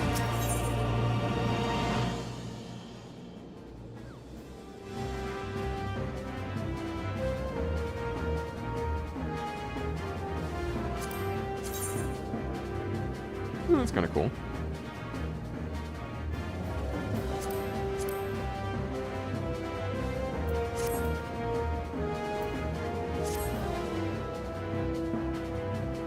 Right, no point in waiting around here, is there? We should head back to Limsa Laminsa. Alphino said to meet at the ferry docks, I think. Wait, are you watching on VOD? Do I have DVR enabled? I forgot to disable DVR. Whatever. As long as it's not affecting stream quality, I'm fine actually keeping DVR on.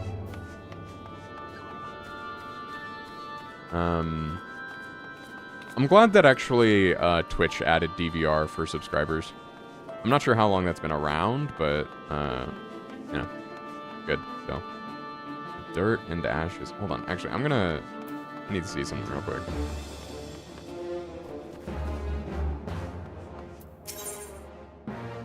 Yeah, Beloved the Builder. Oh, is that a fate? Around, nobody crazy about crystal. What? Where's that quest around here? No, Dirt and ashes, okay. DVR, yeah. So DVR, the feature, lets you, like, rewind during a live stream, and then you can watch it. It's on right now, so you can try it. It lets you go back to, like, previous parts in the existing broadcast. As if it does require a bit more, I don't know exactly, like, where the demand is placed in the, like, streaming pipeline. Yeah, so that's referring to, like, a TV DVR, which not many people know, but I remember that was just a YouTube thing. It used to be. Yeah, no, they added it on Twitch. Again, I don't know how long ago, but it's now a thing on Twitch on, like, I think channels have to, like, enable it. Like, I normally disable DVR on my stuff just because I think that, like, my experience watching DVR on, like, YouTube live streams has been, my experience as a watcher has been bad, so I'm just like, I'm just going to, like, I would rather have the streams be about the content in the moment, but I guess it kind of depends on the stream. Yep. Honestly, like, DVR, I think, was kind of the final thing keeping Twitch back from YouTube, or, like, making YouTube even competitive with them in terms of streaming. Reminder that I am streaming currently on Twitch at twitch.tv/Gluefoot. Also watch VODs a lot. Yeah, no, right? But, like, that's the thing, is that, like, VODs do still exist, and YouTube is definitely the better, like, archiving site. Just, like, their moderation sucks. I went over this in the last Hollow Knight stream, that it's like, I can't ban somebody just from within my chat.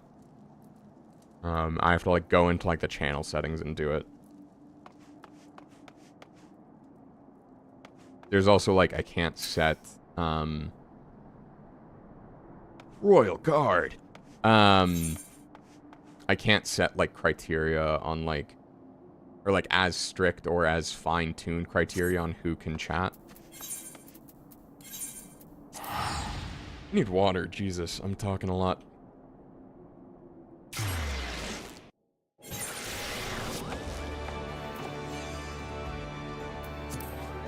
Moderating for Dead Hand, and it's not easy. Yeah. Like, you almost need a bot. Granted, people on Twitch do use bots as well, but, like, I don't feel like I need a bot on Twitch just because I have, like, little to no viewership there. Alright, and so when people do come around, I'm just, like, able to handle it one by one.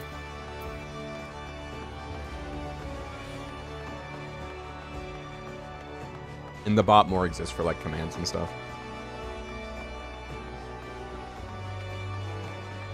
But either way.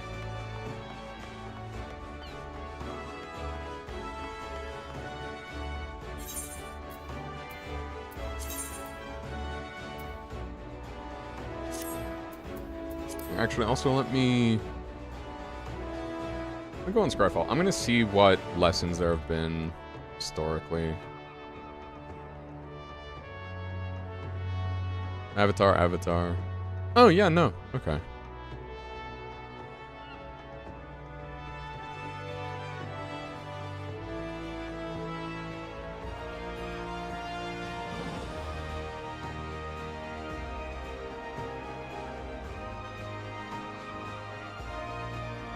Wait. One of the lessons from the last Airbender set is cactus juice. It'll quench ya. Nothing's quenchier. Literally, the card's called It'll Quench Ya. So that's fun.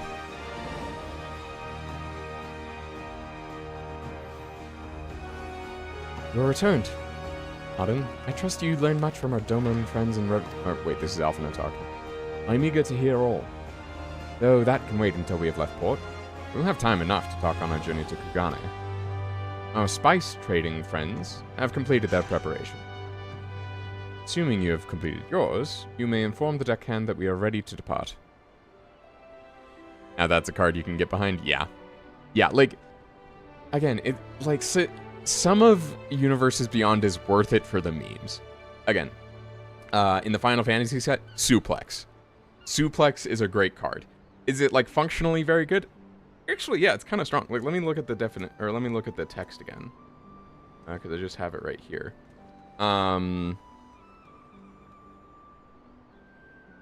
Yeah, 2 mana, exile an artifact, or deal 3 damage. 2 mana. Yeah, that's like a solid effect. That's like on curve, I feel like.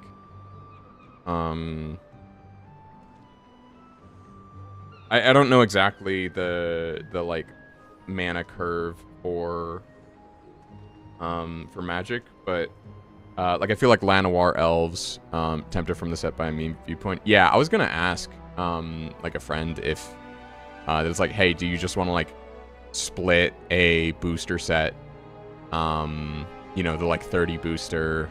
Let's see, what's the math on that? Because I got the Final Fantasy boosters last night from a local game store for $7 a pop. Then it's 30 for 200, or at least for the Avatar ones. The 200 divided by 7. Okay, so it's actually not that much of a discount on the boosters to get like the full set. But you get 30 booster packs, so like, eh. It's like a 5% discount. Because at $7 per booster pack, 30 boosters would be $210. So that's just like $10 off that, which is like, that's not much of a savings. I've completed that preparation. Assuming you've completed yours, you may inform the deckhand that we are ready to depart. But yeah, like, the mana curve... So I admit, I based my impression of the mana curve of, like, CCGs by Hearthstone, because I, like, saw Reddit posts, like, explaining it when I was first getting into... Still seeing on a full, unopened booster box of Final Fantasy. Nice. Honestly, you might do that just to, like, just... Tempted to tell you to just keep going with that just to, like, make collector's mold. Like...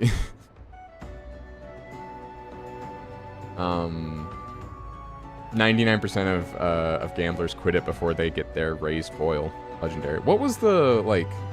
Did they have, like, a raised foil card in the Final Fantasy set? I don't know. I feel like I'm... Well, no. As long as I'm keeping it on Final Fantasy, I think that's appropriate for the stream. This is why I need, like, some kind of avatar, is to be able to just yap. Or the Misery. Oh, okay, great name. Great impression. Get a group together to draft with. Yeah. No, and that's the thing, right, is that it's like, hey, do you want to go in on a, like, a avatar? Because if you split that between 4 people, like, I think $50 is a, reasonable, 12 be praised. Full sure was I that I had come too late. I forgot how, like, imposing his voice is. Tell me you haven't come all this way just to see us off. I love how snarky Alize is. Nay, my lady. Ere you quit these shores for eastern climes, I wished to share some words of seeming import. Look ye where the sun doth rise. See crimson embers, darkening skies. Look ye where the sun doth fall. See azure lost amidst the squall. That was a prophecy?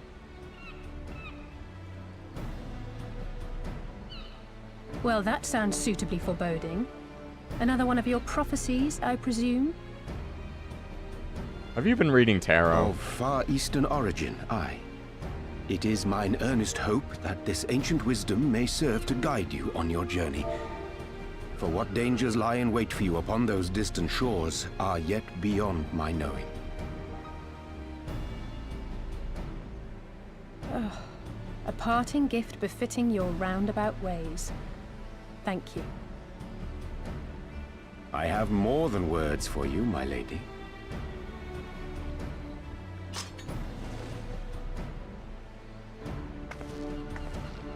Oh, I have that. I think. It's beautiful. Is it for me? Though undeniably powerful, your ethereal blade taxeth you greatly in the wielding. Not so this rapier, which shall serve you just as well against all but the most formidable foe. I think the only reason I don't want to do a draft, and actually I kind of it feels as though it's unintentionally ran afoul of, maybe. I shall treasure it.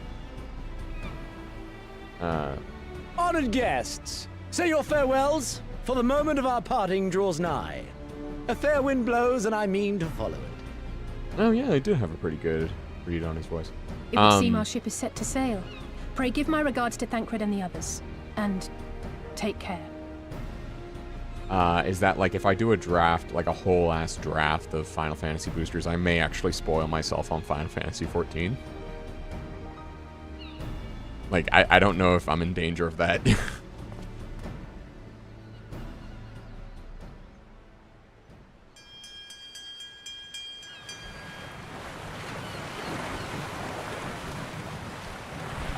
Like, I've only looked at the Final Fantasy VII cards on Scryfall. But I think I got spoiled on... Oh, I did get a token, a Moogle token, in one of the boosters, though, which was neat. Just like cool art, and it doesn't really have spoilers. It's like a hero token. In the background is this card. But I also got like a Leporit something.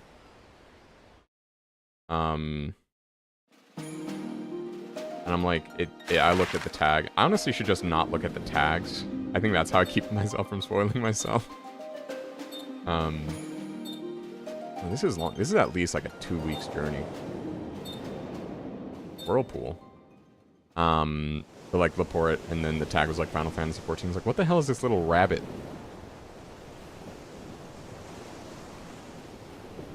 But I'm just gonna not interrogate that. Like, okay, they're a little rabbit A fine day, creatures. is it not? Fair winds and following seas. The Misery is enjoying herself. Nevertheless, it would not do for you to spend the entirety of our voyage above deck. Let me show you to your quarters. Misery does love company.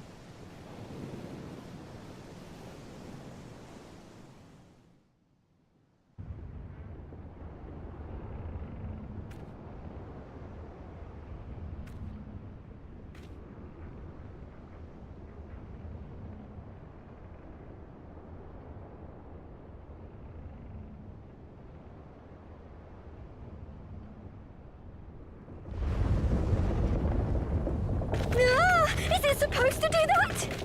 Not under normal circumstances. Imagine dragons? Oh, the misery. Captain! You're needed on deck! Enemies actually like... Something queer's afoot. The Yeah, winds it's me. died down, the waters went still. I'm and all queer. of a sudden, I'm a foot. we were dragged off course. Gluefoot. Dragged? By what? Can't rightly say, sir. Queer. But Drag. some of the lads are muttering about seeing things in the water. Things that shouldn't be Pirate there. Kiki incoming. Oh, for the love of... If you will excuse me a moment. Actually, might I persuade you to join me? Loath though I am to admit it, I have a bad feeling about this.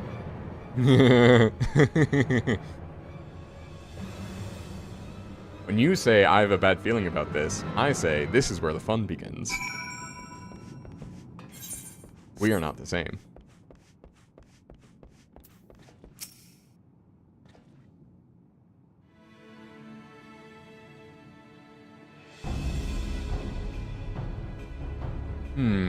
Odd. Most odd.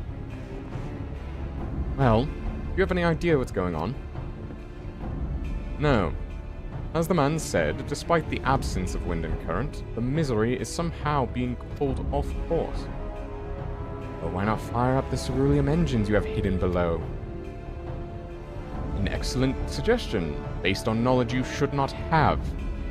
Alas, our engines appear to be malfunctioning for reasons that escape my engineers at present. Damn, Alizé just went... Again, loving Alizé's snark and just, like, general, like, fuck you attitude. He's like, yeah, I went spying on your ship, so what? Telling you, Captain. It's them. Things the lads saw. Things? I don't suppose I could convince you to attempt something more descriptive. An adjective, for example? Sea wolf superstitions and fairy tales, not more.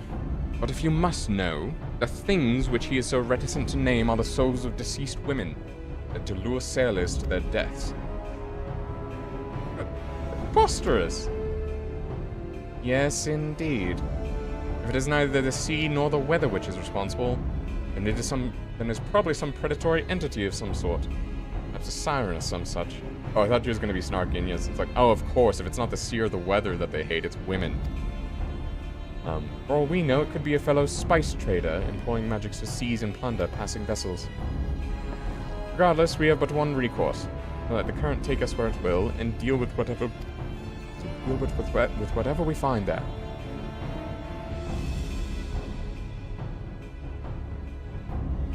What a thoroughly pragmatic suggestion. Well, I'm beginning to like you, girl. Once we arrive at our destination, my crew shall remain with the ship to defend it, while we venture forth to deal with the cause of our troubles.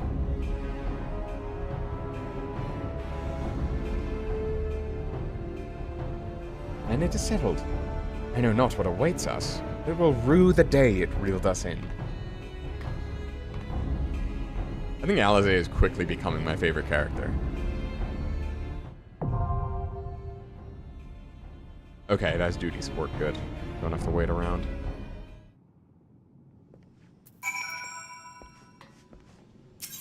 Time to go punch stuff.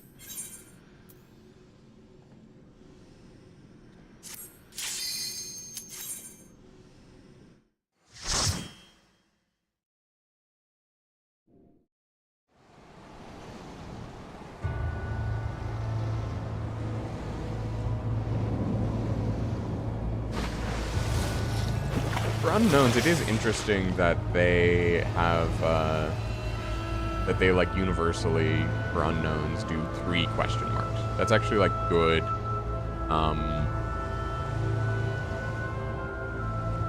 good design consistency. I'm forgetting the term, but it's good, like, design unity, I guess.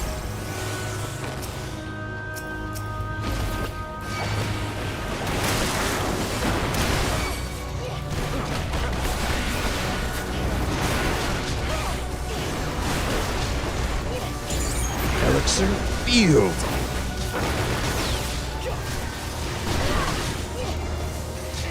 Away with you!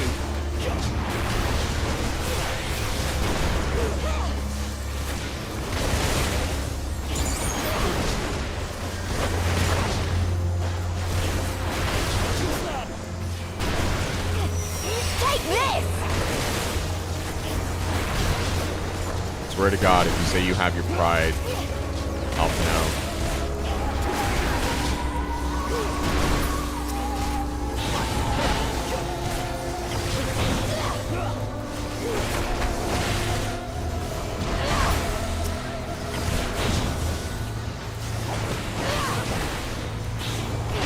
Take this! Hello.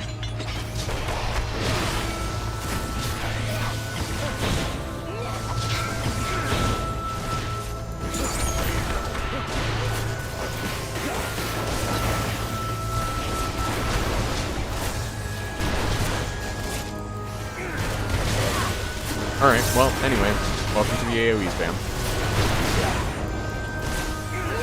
This would have been the time to yap about magic. I should have saved most of my thoughts for that. No, like, firebending seems really cool because there are like a few cards in there in the set that I've seen that it's like you have, they have like an X cost. Like there's one that is essentially, getting the name. Orbrand. But it's not just restricted. No, I think it is restricted to red sources, but it's like, instead of like doing 2 additional damage or like whatever, it like deals that much damage plus the amount on this enchantment. And so the idea is that you like firebend. Ooh, this is fun. So, like, the idea is, like, you firebend a bunch and then get a bunch of, like, mana and then cast it with that bunch of mana you get from doing combat. And that actually does make Tifa as a commander interesting for, like, a firebending deck because she gets, like, 2 combat phases. Then, like, Azula, she gets the ability to, like, double cast. Cast spells twice. And so, both those are interesting. Release! Then there's also bloodbending. Bloodbending just seems fun. So it's like it's a blue-black kind of setup. And then you just get to like make people hate you. Exposed to the set more than you have this entire month. I mean, I think it's fine to look at, like, the reason I've held back on, like, looking at the Final Fantasy deck for set, aside from the 7 cards, is just because, like, I think it's worth it to know what cards you want to not want to buy. Yeah, I mean, when I don't want to buy, I just look at my bank account. And then I remember, oh, right, I need to eat.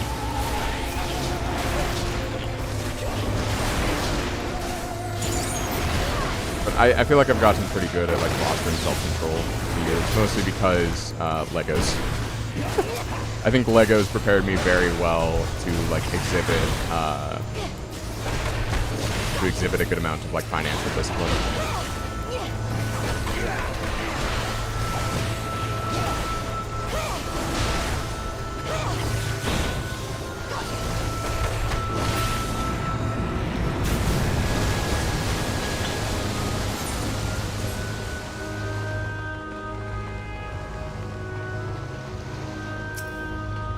Like, especially because they don't have any commander decks, everything is a gamble, unless you're, like, gonna buy, like, singles and stuff. Awesome Legacy made you tempted? Yeah.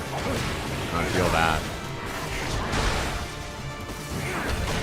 I mean, my main thing with it is that I just have a bunch of, like, Lego on my shelves that I actually, like, need to clean.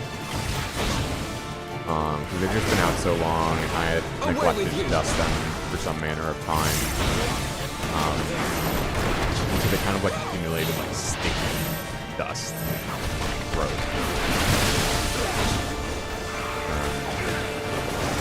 But yeah, so it's like, I want to make sure I take care of what I have first. As well as, like, I do spend money on, like, audio equipment.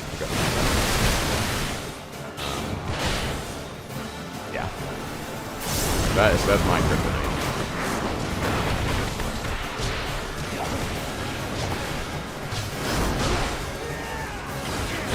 Been bad for your child desires?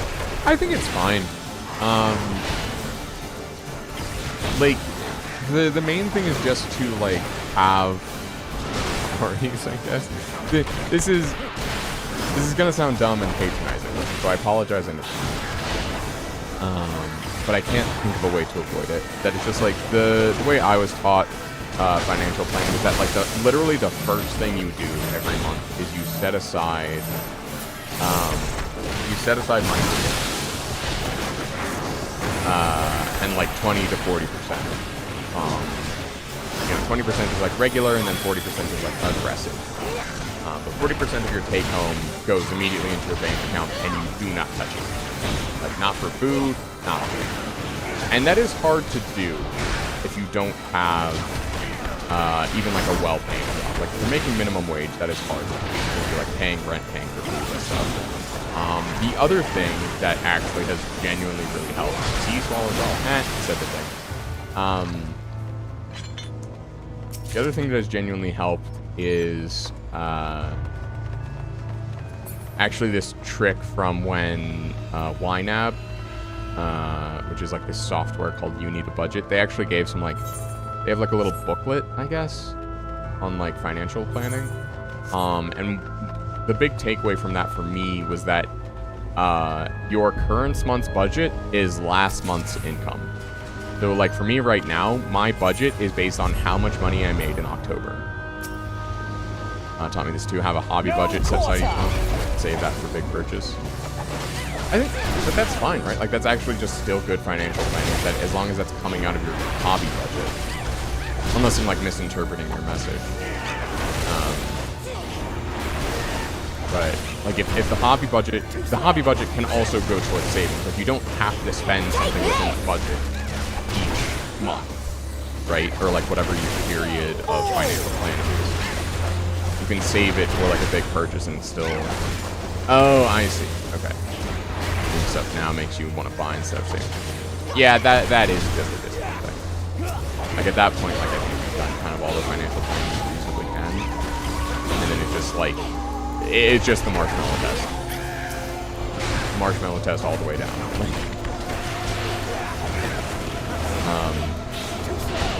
Like, telling people about financial planning, be like, wait, it's all marshmallow tests?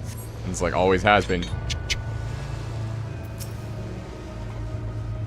That's not a month.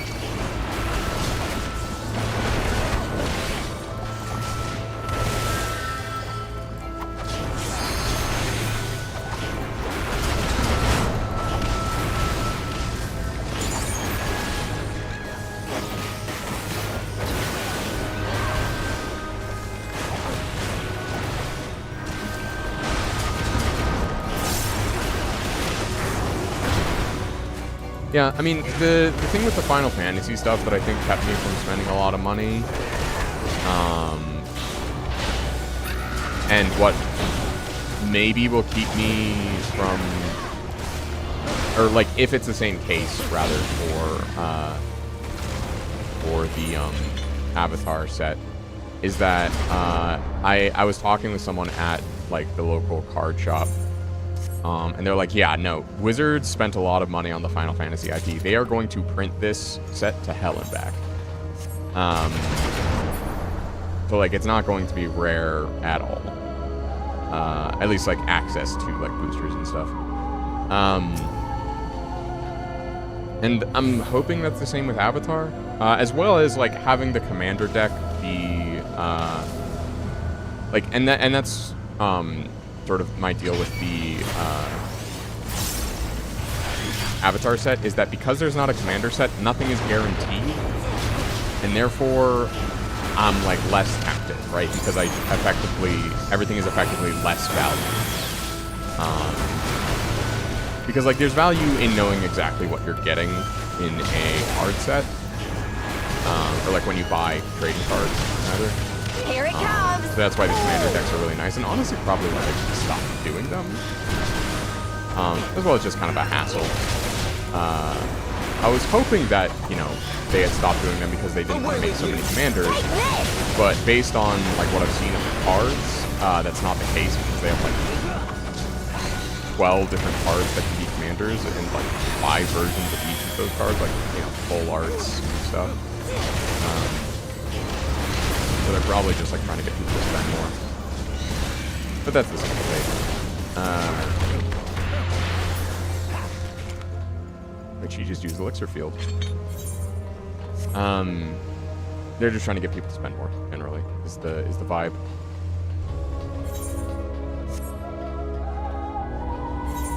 The Jane Guy.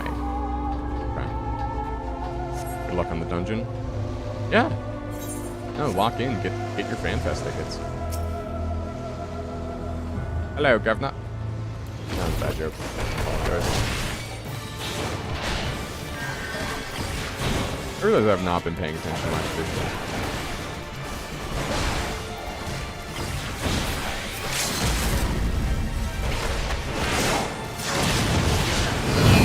You just mimicry.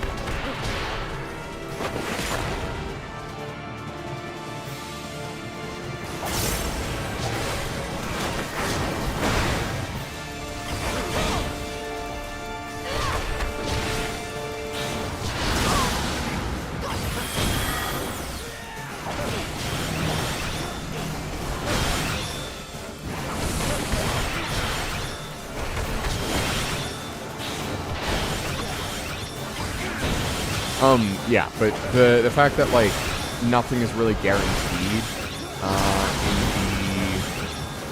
the, like, if I were just to buy, like, a booster pack,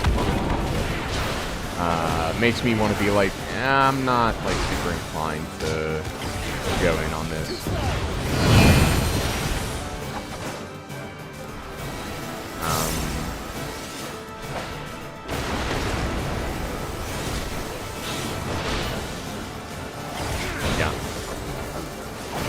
Because then I can just, like, view the prices of singles and be like, is this worth it, is it not? Just kind of, like, evaluate it more objectively, or at least, like, with more information.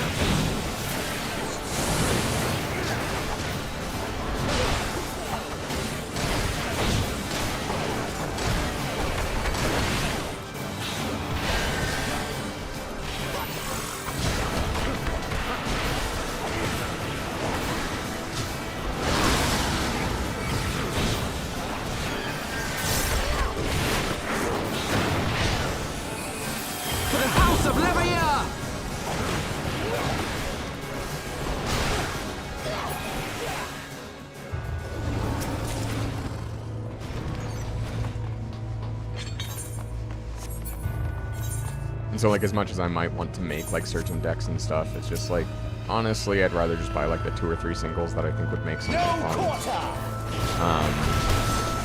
And, like, go from there.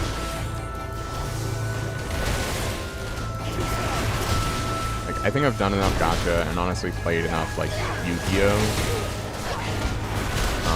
To know that it's, like, I don't think I really get much out of, like, cracking packs. It is fun. I'll do it on occasion. Like, I, you know, again, got the Final Fantasy packs last night. It's kind of a treat to myself. This, like, you know, after, like, a busy day at work, it's kind of nice to be like, yeah, you know what, I'm gonna, like, spend $15 to, like, maybe find some good things. And it's not like the cards don't have value after. You are still getting, like, some value back on the packs. It is questionable whether it's worth 15, but, you know. Like, I got stuff that I wanted, so I find that well worth it.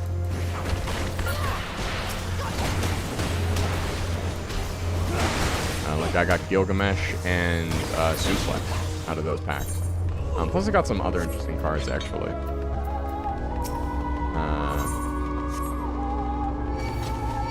Okay. AoE time? AoE time.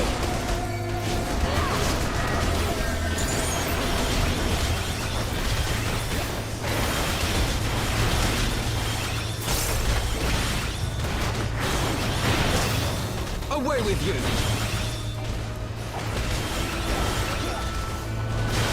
Yeah, that's kind of my main thing, is that it's just like, you can't, like, evaluate the value, because you have incomplete information, right? Like, that's the design of CCGs, is that you don't have complete information, so you can keep spending money trying to get that thing you want, and it's why the whole, like, single card sale infrastructure has popped up, is that, like, people really just want, like, perfect information, and they will pay for that perfect information. You are paying to remove the gambling aspect of it, and then, like, cards get priced relative to their power, sure, but their power is based on rarity, which is based on movement, so it all kind of comes back to, again, information. But it's like, does this price...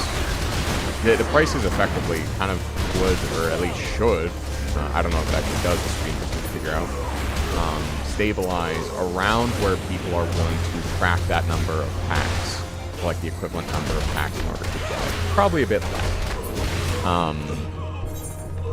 I'd be curious to see, like, what that percentile is. Did I even need to go this way? Yeah, I did. I would be interested to see what that percentile is of, like, how much does this card print, and so therefore, like, what is the expectation of how many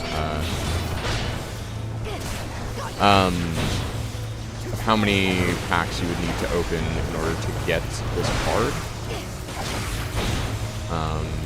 And then it's like some function of that.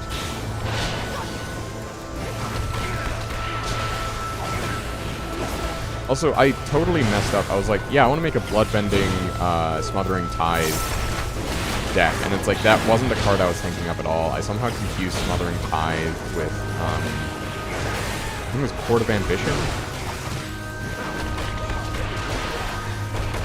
Like, a card that makes enemies lose life unless they discard a card. And I'm pretty sure it was Court of Ambition, because I was looking through it later. That's like, no, like, Smothering Tide isn't it.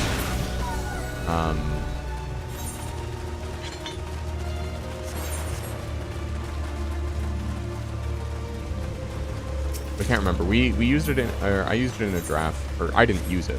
Someone had it in a draft between me, Mist, and Dracus that happened. Just trying to, like, remember what the name of the card was.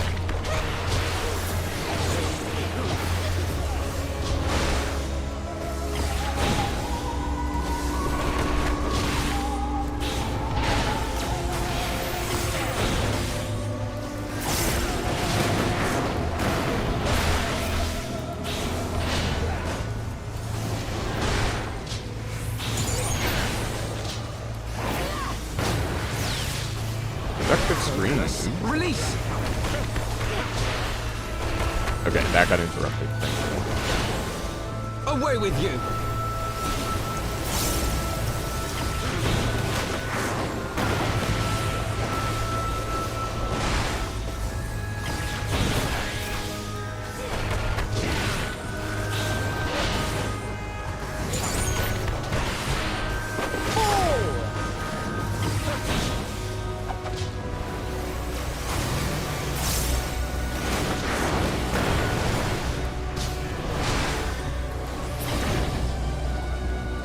Okay, anyway.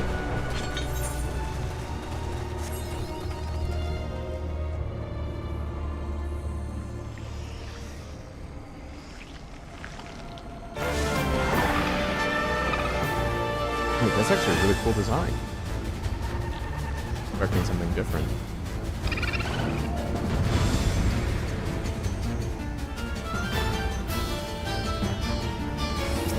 Lorelei.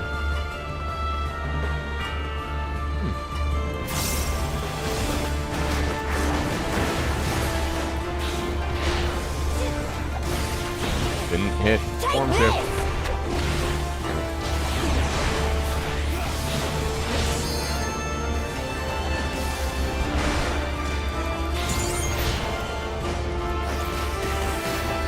Ramble with me through the night. Oh, was I supposed to turn away?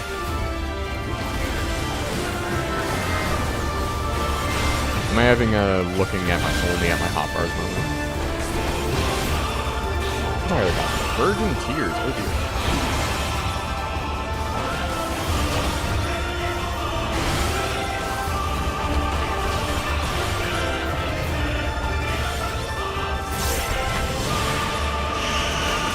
Morbid advance literally just makes you walk forward. Okay.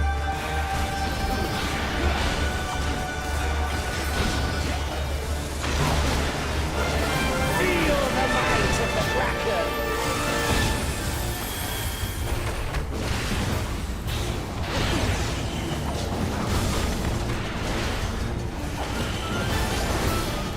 We're gonna cast Morbid advance soon, and then we're gonna do this whole song and dance again.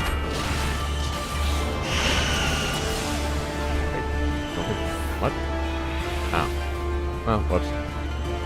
I didn't pay attention. Probably had a different name. Feel the might of the Kraken!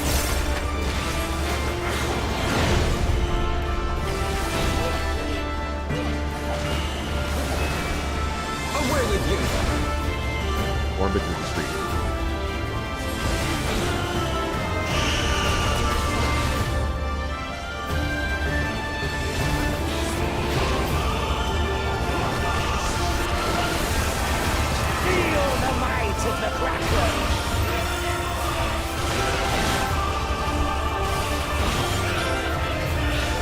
Oh, that was wrong.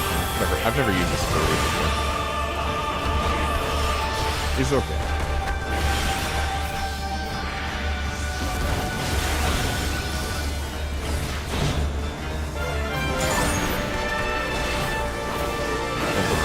Combo to do. Here it comes! Away with you! I hope you like it well.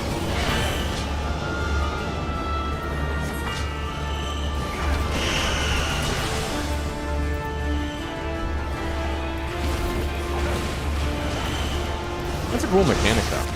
Force movement is not something I think I've seen in an MMO before. Now that's an appropriate place to level up.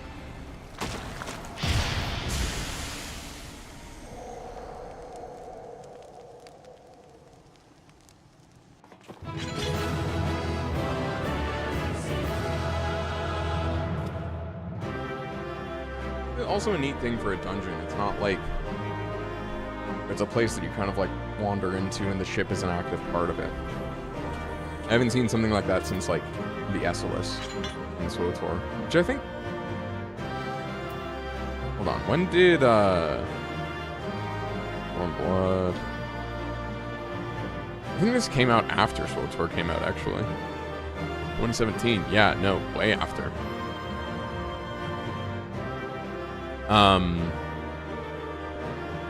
SWTOR came out in like 2012.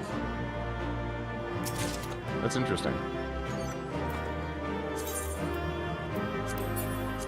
I need to do some inventory management.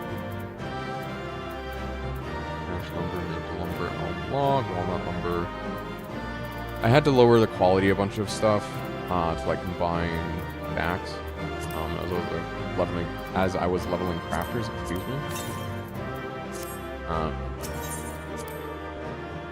Yeah. Not a lot of new mechanic and dynamic level design. Yeah, no, I would highly encourage you to like watch a playthrough of the SLS from SWTOR.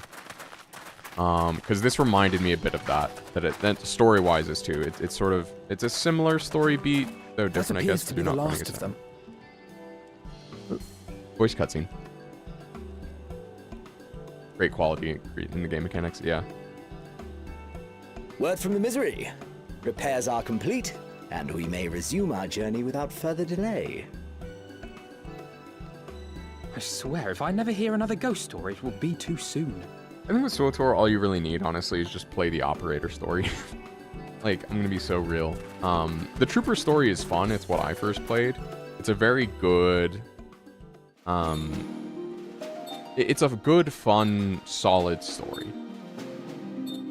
With a lot of potential. It very much feels like Mass Effect, a Mass Effect spin-off, I guess.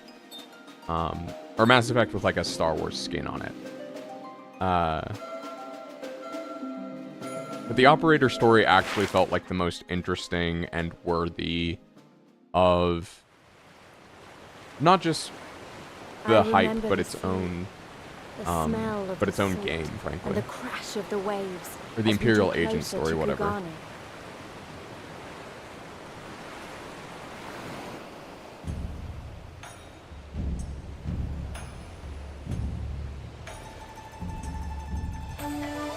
Like the Agent story. Port open to outsiders in Hingashi, across the Ruby Sea from Othard, from Doma.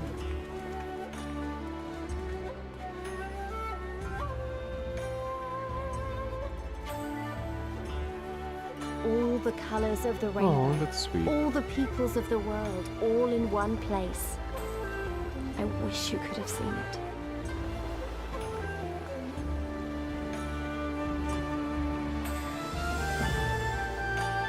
That walking feels slow. Anyway, the Imperial Agent story is to SWTOR what the Dark Knight story is to Final Fantasy XIV, in my opinion. Just kind of like blows everything out of the water, everything else out of the water rather, and just like doesn't, like you just can't go back after that. Also, what do you do? Reduces damage taken. Oh.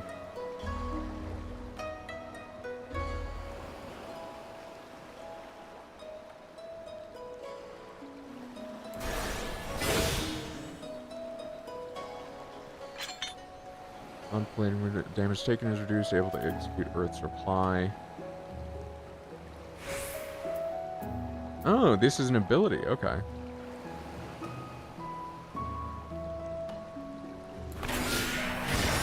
Some cool team support.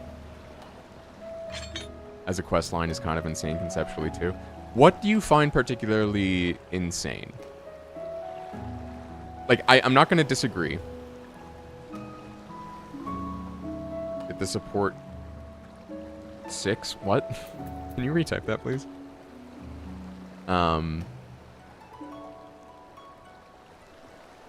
Because, like, yes, I agree. Like, there was the whole thing where you were, like, literally, like, brainwashed and, like, programmed in the Imperial Agent story. Spoiler, I guess. But that's kind of... Is that early? I forget. It's a bit of a jumbled mess. I played the Imperial Agent story, like, 10 years ago. Actually, yeah, I think actually 10 years ago now. I'd have to go back and review it. But I'm curious your thoughts on it. Please do share. Because I've played all of the class stories. I think I stopped playing around when... It was around a little bit after McKeb. Monk Squad support. I see. Okay. Yeah, no, I like that. Like I'm glad that I have another support ability besides Mantra now.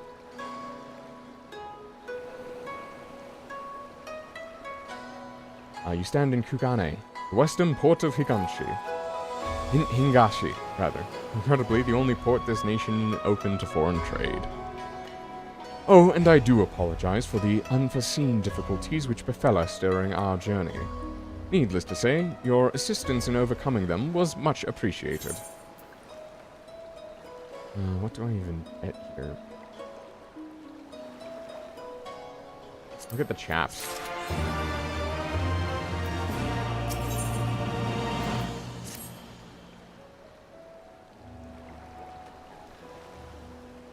Oh, I see. Yeah, no, and that's the thing is that, like, the story actually does follow through on that. Like,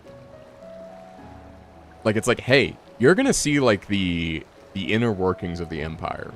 Like, not even, like, the Sith Inquisitor. Like, the Sith Inquisitor is all about power ascension, as well as like the Sith warrior story. Like they're all about like power, ascension, and like politics within the spirituality of like the Sith.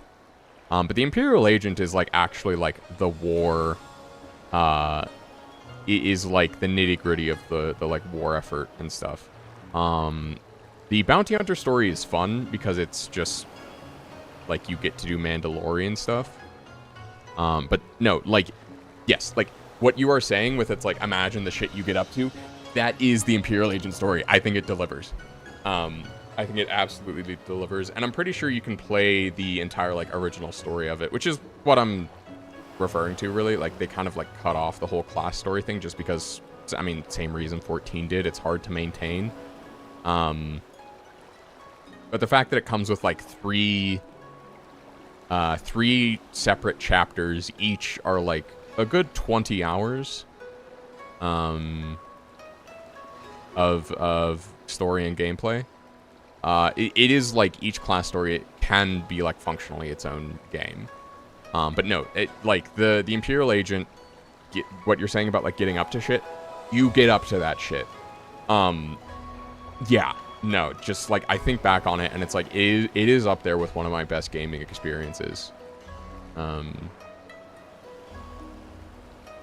Yeah, but you can play the it's a lot more interesting ground level war and strategy elements. Yeah, you might enjoy the Trooper story as well. The Trooper story, like it literally kicks off with you getting betrayed by like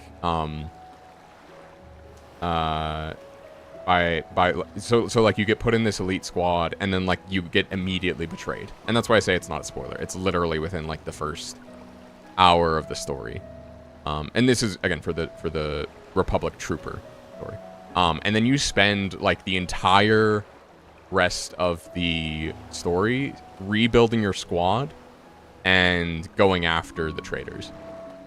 But you also learn a lot about like Republic Special Forces and kind of like get a lot of like world building around that. You get to make choices with clear conflicts of interest. Yeah. Like it's not as like I don't think it goes to the places that Imperial Agent does because it's just like not able to. But yeah. Also important to note that like SWTOR is not canon. Glad though I am to have arrived, I would remind you all that we are far from home with limited resources at our disposal. Duly noted, brother. I shall take care not to enjoy myself. In any event, Doma is our final destination, and our first order of business should be to secure passage there. But yeah, you can play those stories for free. I think is kind of the thing I was trying to get around to. Captain Carvellan, I realize you pledged only to take as far as Kugane, and I have no desire to change the terms of our agreement. I should, however, be interested to know how you would go about reaching Othar, were you in our position. Or not, since you don't care about most of what is canon now? Yeah, that's fair. At the risk of stating the obvious, you are in a port. Surely there is a kind of generous soul here who will aid you for the right price. You cannot be the first traveler seeking passage to Doma. Captain makes a good point. It is like that Yugiri and Gosetsu were forced to come here for the self-same reasons we were. Must have found a way to Othard. Assuming they are not still in the city. Ere we seek passage, mayhap we should first seek our friends. Leave it to me, Alphinaud. Making friendly inquiries is my specialty. Lest you forget, I got plenty of practice in Ishgard. Captain Carvellan, would you direct us to the nearest tavern? Just prefer a drink, are we? You may find one in that large building just beyond the pier. Whether your journeys have come to an end or are about to begin. The Shiokaze hostelry is an ideal place to rest, relax, and reflect. Or so they say. And with that, my dear scions, I bid you farewell. As soon as we have replenished our supplies, we must away. Ours was ever a fast-moving business. The spice trade you mean? But of course. Surely you did not think I traveled halfway around the world and delivered you to your destination solely out of the kindness of my heart. Oh, perish the thought. Thank you, Captain. May the Navigator watch over and keep you.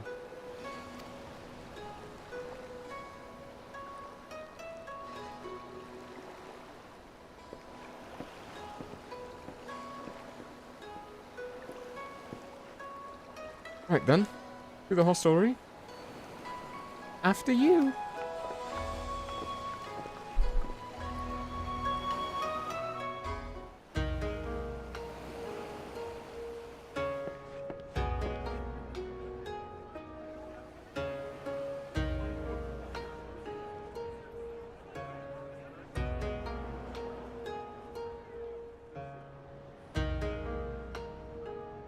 By the 12. I thought Ishgard remarkable, but this... We are certainly not in Eorzea anymore. I'm not in Eorzea anymore, Carby. A tavern is a tavern, Alphino, here or anywhere else. Now, if you'll excuse me, it's time to do what I do best. I'm glad that Tataru feels or that she feels she is useful now. 1,000 pardons, my lady. The signs of the 7th dawn, I presume. I hope your voyage was not too trying. Hey, this dude's from the Far East. What accent should we give him? British. Ah, yes, of course. Forgive me. Hancock of the East Aldenard Trading Company, at your service. Ah, okay, so he On is behalf of probably Chairman Lolorito, I bid you welcome to Kugani and invite you to take refreshments at our local offices. I kill Lolorito. Lolorito? I was aware his interests extended beyond the borders of Eorzea, but not so far as Kugani. Regardless, I am disinclined to accept the hospitality of grinning merchants, especially those who serve a master with whom we have such a difficult relationship. That's eloquent. My, such naked suspicion. Handcock. I do hope that business with the Crystal Braves did not rob you of all faith in your fellow man. Or do you really think the chairman is plotting to drag you into another one of his grand schemes? Yes, actually. I beg your pardon? If you are trying to win my trust, you are failing quite spectacularly. Oh dear, have I offended you? Once again, I must apologize. Too much time in the Far East, you see. One is compelled to talk in circles round everything here, and one finds oneself longing for the invigoratingly candid speech of the Uldan markets. Though I see now that this was neither the time nor the place to indulge said longing. I mean, if we're indulging, I could indulge in Might I suggest that putting we my fist continue in this your face. conversation at the company offices? Too many eyes and ears here, you understand. 'Twould be decidedly reckless to say any more. Sounds like a threat. If I may favor you with the invigorating candy you apparently crave, it would be decidedly reckless to follow a man I neither know nor trust. Give me one good reason why we should accept Lord Lolorito's invitation. Now there's the young diplomat I was told to expect. Very well then, I shall explain. You understand that you are come to a most reclusive and secretive nation, yes? One whose borders are closed to foreign trade save at this single port. It actually does leverage Then history. it should come as no surprise that a great many parties have vested interests here. Merchants like myself are a given, of course, but for every one of us, you may be certain there is also an agent of a foreign government. The Garlean. Many notable nations and empires have embassies here, you know, including, of course, the Garlean Empire, with whom you have such a difficult relationship. To paraphrase, Kugani is teeming with Imperial spies, one or several of whom could now be listening to our every word. Something to that effect, yes. Beneath this veneer of bustling trade, a war for supremacy is being waged between world powers. One might say we were standing on the front lines, just not in public. I still have my doubts, but he may have a point. I say we accept his invitation for now. Okay, but I'm still gonna punch him at some point. Even if he's telling the truth.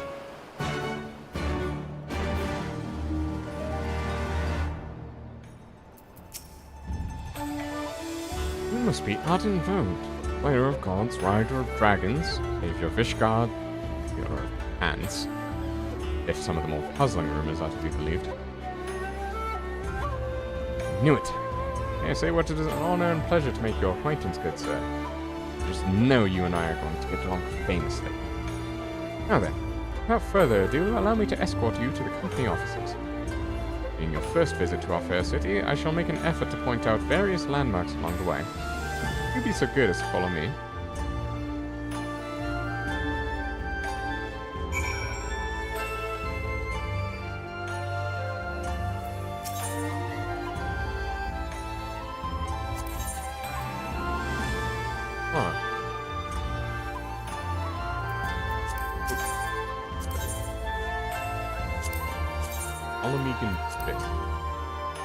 Those are pretty sick.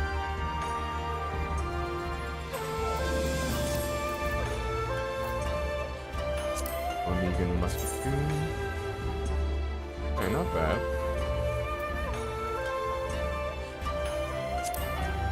Alamegan Guillotine. Yeah, less than 10. You gotta look at the fashion.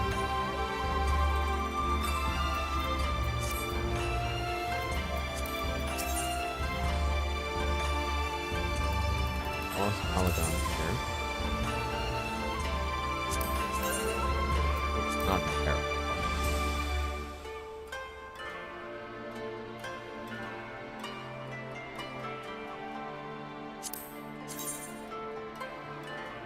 I looked at these before? I don't think so. Oh, that's pretty neat.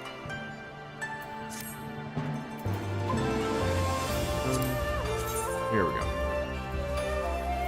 Alright, freeze motion.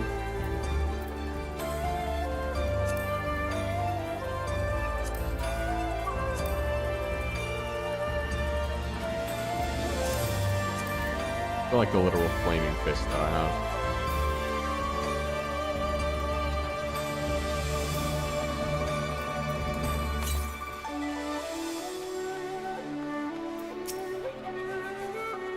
Everyone, if I could have your attention, please.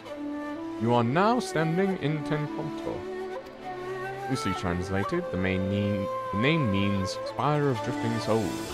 As some of you may have deduced, makes reference to the Aether, which stands over yonder. Design is markedly different from those of Sharlayan. Yet I trust its function is identical. Diplomat and a scholar. Will wonders never cease? Far Eastern Aetherite technologies have a long and storied tradition, I assure you. This particular example was constructed in Onishishu, a collective of skilled craftsmen who guard their ancestral techniques with the utmost secrecy. In short, you will find it no less reliable than its Western counterparts. Attune, if you like. I'm gonna go attune that before I get sucked into a cutscene. Guarding? Yusen. Encanto is as the crossroads of Kugane. Many people pass through it every day, but I have learned to recognize the lawbreaker and troublemaker. Conduct yourself with respect, and we shall have no quarrel. This was the place that was shown in the trailer.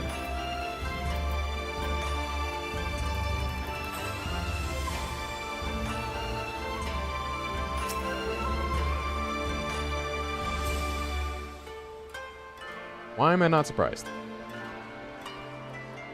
And I'm pretty sure this was the place shown in the trailer, but they didn't have those symbols on the walls. They had, like, the coins. It's more like a Chinese thing. Anyway. I don't know. Maybe it was a different port. Hancock would very much like to continue talking. Beautiful though it may be, we cannot spend all day staring at Aetherite. Come, let's move along. The markets are next.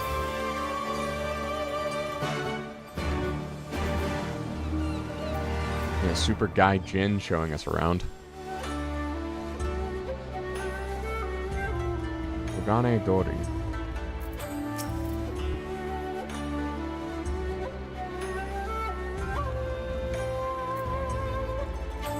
Oh well. Expect no less of us in port.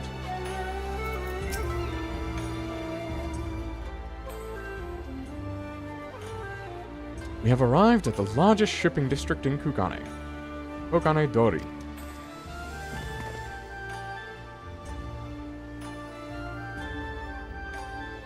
Kugane, as you are doubtless unaware, is an ancient Hingan word for gold.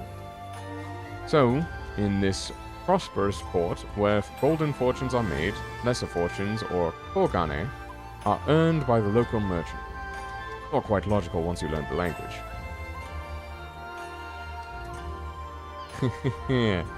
Now you're beginning to speak my language. Oh ho, a kindred spirit. What a pleasure it is to meet a young lady who appreciates the value of hard-won coin. I need to learn Mahjong. Hancock of the East Aldenark Trading Company. We're with clients today. Why, if it isn't Master K10, pray allow me to introduce you my esteemed guests. Recently come from distant Eorzea.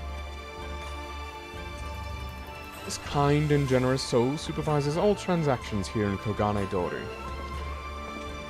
Your sincerity is ever appreciated. As he says, I am K10 of the Hakuchi clan. It is my honor to serve as overseer of these markets.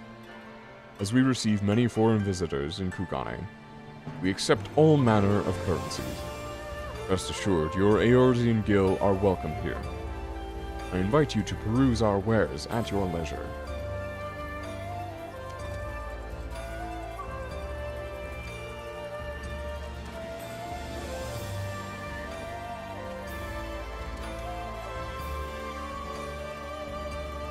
Arms, armor, foodstuff, potables. Here you will find all them and more.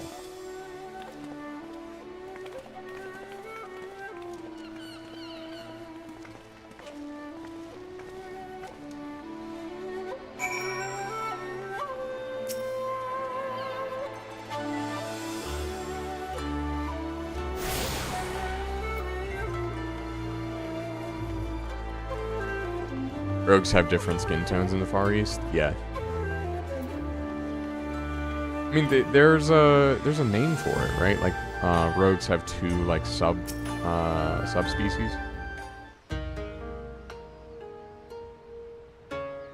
We may pause here for a moment. This road leads to the Ijingai, a district in which Ijin, or foreigners, are permitted to reside. This also be where the foreign embassies are found, including that of a certain empire. Precisely. So you see, it would not be all unusual to cross paths with one of our Garlean cousins here. With this in mind, I would encourage you to choose your words carefully. You do not want any physical altercations after all, such spats being strictly forbidden. Sekisegumi punish breaches of the peace quite severely. I have seen foreigners permanently exiled for a single violation. Though, fair, this is not common. More often than not, they are executed on the spot. What? Put down then and there? You're joking, right? Would that I were, but alas, these samurai are a humorless lot. I recall one instance when a foreign merchant in his cups dared lay hands upon a Hingan aristocrat in front of a Sekisegumi. Samurai cut him in half with a single stroke. I don't even want to think about that. Oh, as you see, it would behoove you to behave. Failing that, you may be forced to part ways with one another. Or you with yourselves in the manner of the late Teleji Adeleji.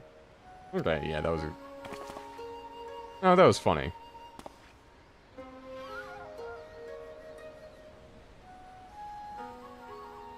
Oh, I amused myself. Well, we must carry on. I've yet to show you the Garlean consulate.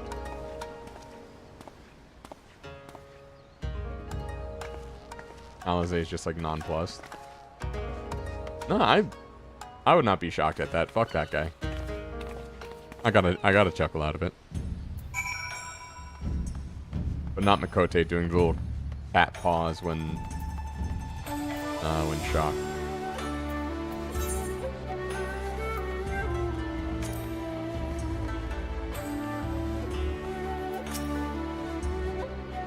This, as you may have surmised, is the consulate of you-know-who. Mark the guards at the gate. The uniforms not different from those you have seen in the West. Were you to travel far and wide, you would find that many such variations exist, often inspired by local designs. All of which goes to show that even a massive empire seeking to rule all of creation is not without its artisans.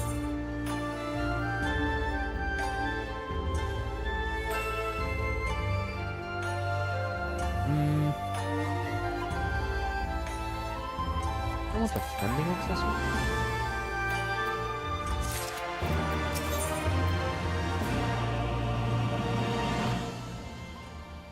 I'll have to check what my red mage accessories are at. There's so much more I could speak of, including the waters of the onsen, ephemeral delights of the pleasure district. But you are doubtless still weary from your long sea voyage. Retire to the company offices. I do kind of like, actually, how... Like, it reminds me of, Yakuza 1. Sorry, Yakuza 0. I haven't played Yakuza 1 yet. I was like, a lot of this actually takes place, like, in... A lot of important discussion takes place in, like, office buildings. Like, there's a certain... It's actually a very welcome kind of bathos in...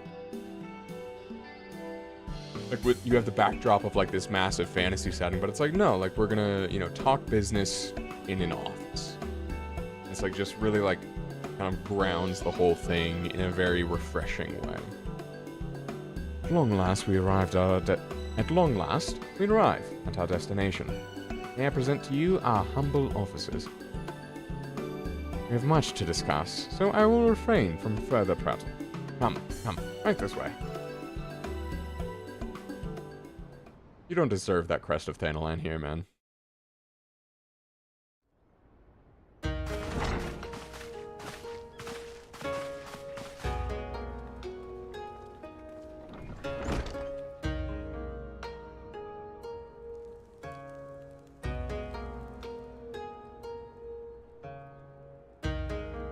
Our thaumaturges took great pains to ward these walls against all manner of surveillance.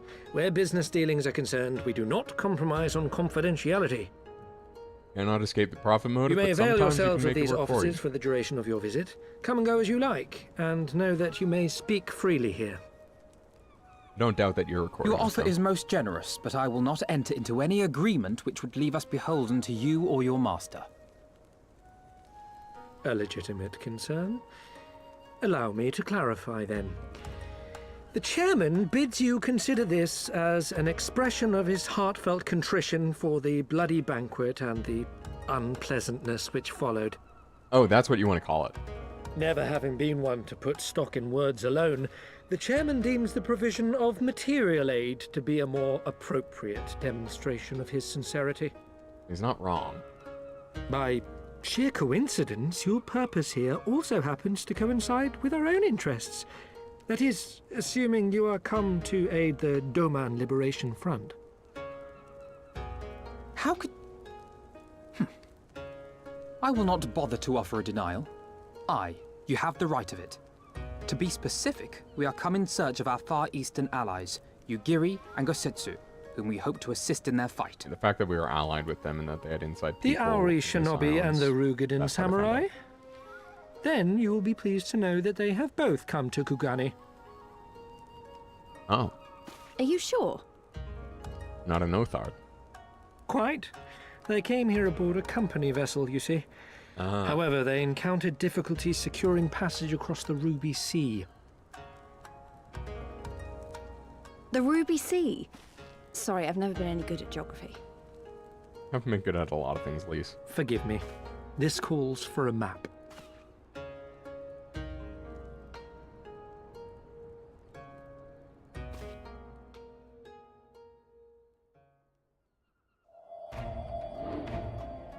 We are here in Kugani, the sole open port of Hingashi, situated on her western coast.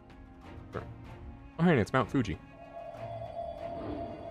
Doma, meanwhile, is here on the eastern coast of Othard in Yansha. They didn't call it Yangtze.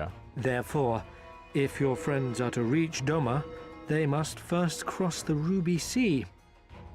Alas, this is easier said than done, as the Ruby Sea does not fall within the dominion of either Hingashi or Doma, being controlled since antiquity by a third party, namely the Confederacy. I guess they're capitulating to Garlemald.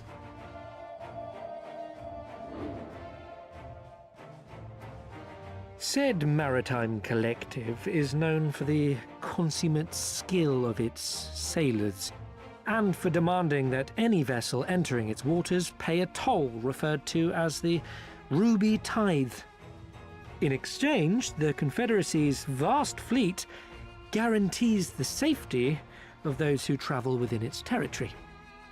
Now, as I'm sure you are aware, Garlemald conquered Doma some 25 years past, at which time the Empire saw no value in controlling the Ruby Sea, and thus did they turn a blind eye to the activities of the Confederacy. The recently appointed acting Imperial Viceroy of Doma had other ideas, however. She has formally condemned the Confederacy and declared that any who recognize their authority shall be branded enemies of the Empire. Bowing to this pressure, Hingashi severed ties with these toll-takers and forbade the payment of the Ruby Tithe, prompting the Confederacy to make it known that any merchants choosing to sail the Ruby Sea would do so at their peril. We can flip the situation. We use the Confederacy against Garlemald. Or at least against the Garlean occupation in Doma. No wonder they struggled to secure passage to Doma. What captain would risk such a journey given the circumstances? I am told your friends were not so easily deterred from their course, but I know not whether their persistence bore fruit. I say we follow in Yugiri and Gosetsu's footsteps and attempt to secure passage to Doma for ourselves. We will need to cross the sea in any case, and we may learn something of their whereabouts in the process. And should we find that they are still in Kugane, we can make the journey together. Win-win. In that case, I have some information which may be of use to you. No quid pro quo, I assure you. The chairman was most insistent that I aid you to the best of my ability. You fucking better. Ah, that's a shit-eating grin.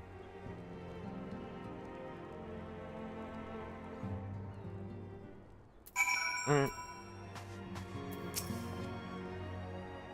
Well, I'm reluctant to take any action whatsoever that could be construed as placing ourselves in Lord Lolorito's debt.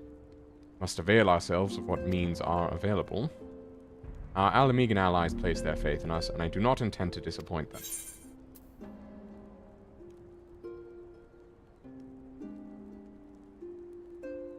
Sure? Alpha knows a man with a plan. Ooh, new outfit?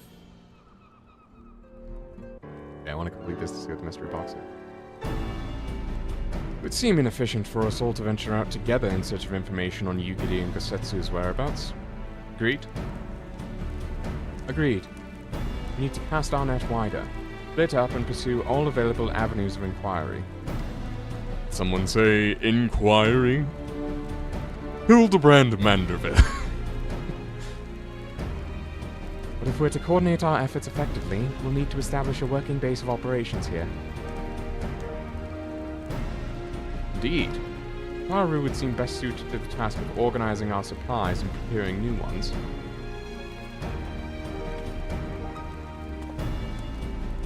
While she attends to that, we four can begin our search by questioning the individuals Hancock identified. Alize and I will take those in southern districts of the city, and the two of you can take those in the north. In anticipation of such an eventuality, I took the liberty of preparing some few sketches of Yugiri and Gosetsu during our voyage. Hopefully they don't suck.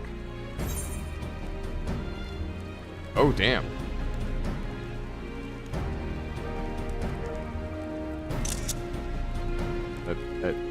That's good looking. Wow. Stola warned me that you were a bit of an artist, but these are great. Oh, they'll definitely come in handy. Looks like it's you and me, Aden. Let's step outside and talk about where to start.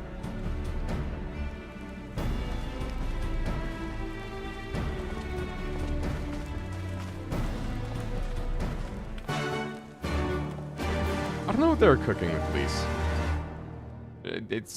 I can't exactly tell what they're going for. The whole princess angle isn't really landing for me. Oh, Alphino's sketches are so... You can get that art in your house. I need to find it. I need it now. Oh, I don't know how to put it, but they're very... See for yourself. In a photo, you can just absolutely... Ah, by using the relevant item in the key items menu. Okay.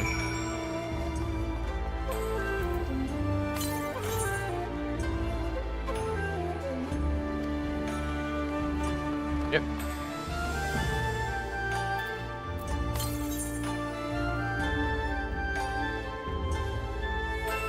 Looks more like them than they do. Honestly, he could make a living doing this. Ah, sorry, no time for distractions. Why don't we start by visiting, Karaku and the... something? Onsen? Onsen, that was it.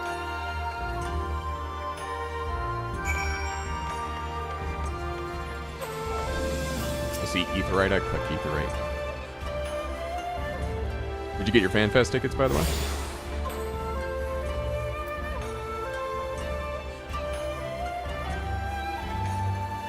Does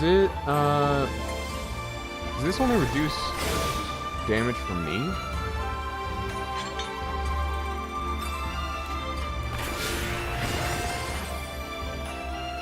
It's cool team utility either way.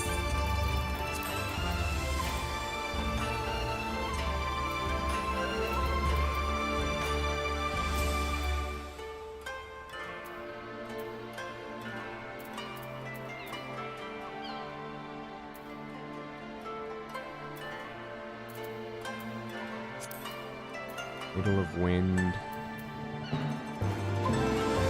Increases damage dealt. Reduces auto attack. Oh, reduces auto attack. Nah.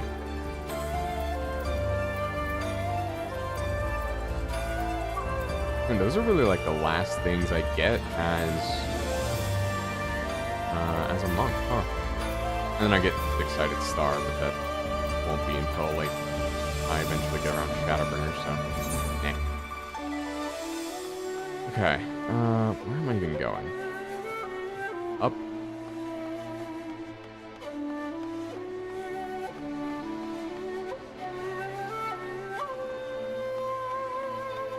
Venarian Consulate. Okay. No, Garland Consulate. Okay, What Thavnarian? Thavnair? Is that the nation name? Is Thavnair? I have no idea where that is. Sekisegumi Barrett. Tsuba Square. Sanjo Hanamachi. Time to flex all that time I spent watching anime. Kind of is how I'm feeling right now. Oh, there is something nice about there's a certain like quality of minimalism to this like classical Japanese design with like the plaster walls and the wooden beams. I dream of Shirogane. Lives of Kugane. What do you unlock?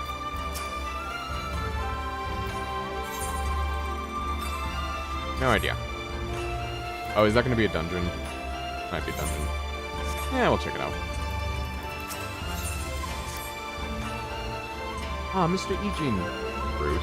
A moment, if you would. There's a favor I would ask of you. You see, word has it the Lord Bugyo of Kugane has established a new residential district. Oh, it's residential, especially for foreigners. I long dreamed of a home to call my own. I couldn't help but find myself wanting to know more. If she can't afford a house, but they're selling to high rollers, that's That hits a bit close to home. I'd like very much to see the district for myself, but as I'm not a foreigner, I fear I'd be turned back before all sundry. Embarrassment would be too much to bear. Excuse me, hiccups. So I turn to you, Mr. Eugene. I'd be most obliged were you to go to the residential district, Kirigane, and make inquiries in my stead. I'm given to understand a representative of the Bugyo is presently at the docks. If you speak with him, he should be able to tell you more. Oh, I cannot wait to hear what manner of place it is.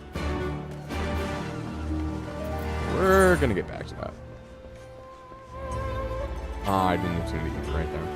Whatever.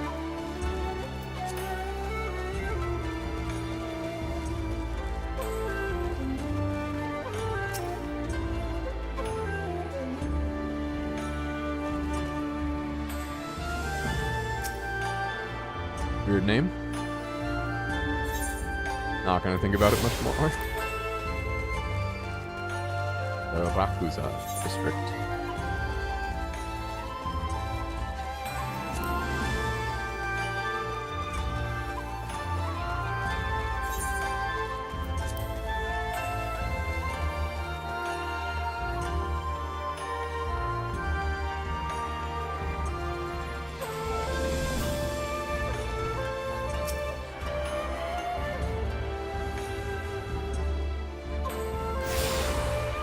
So, like, does the Garlean Empire sort of, like, disavow Gaius for working with the Asians? Or do they just all keep working with the Asians anyway? One Kamal burns cuts, embarrassing rashes. There is naught that the mystical waters of the Bokhaisen hot springs cannot heal. Oh, what is that in your hand?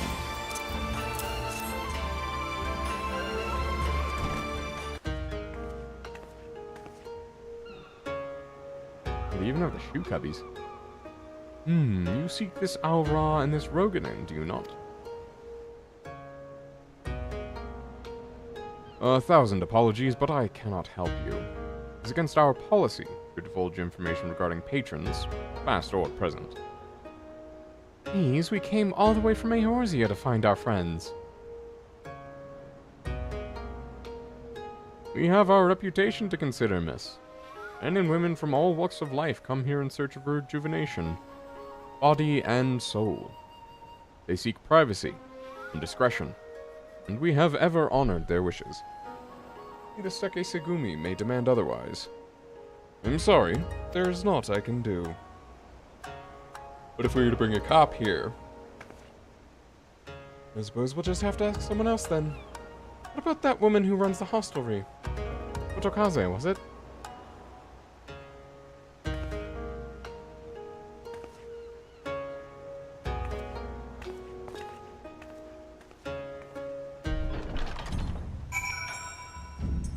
Excuse the noises, I'm like moving around. I'm just moving my chair away. I need to get a standing desk. It's doing voice acting while having my like abdomen compressed like that because I'm in a sitting position is, I think that's actually like probably more tiring than standing up and trying to voice act.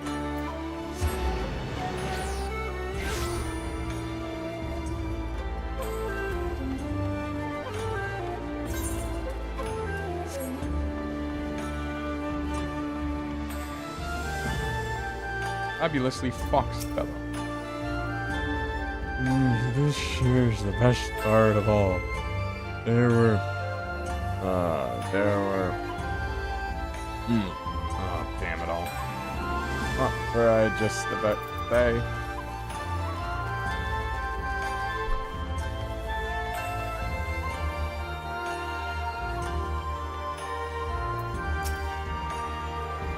Oh, hello.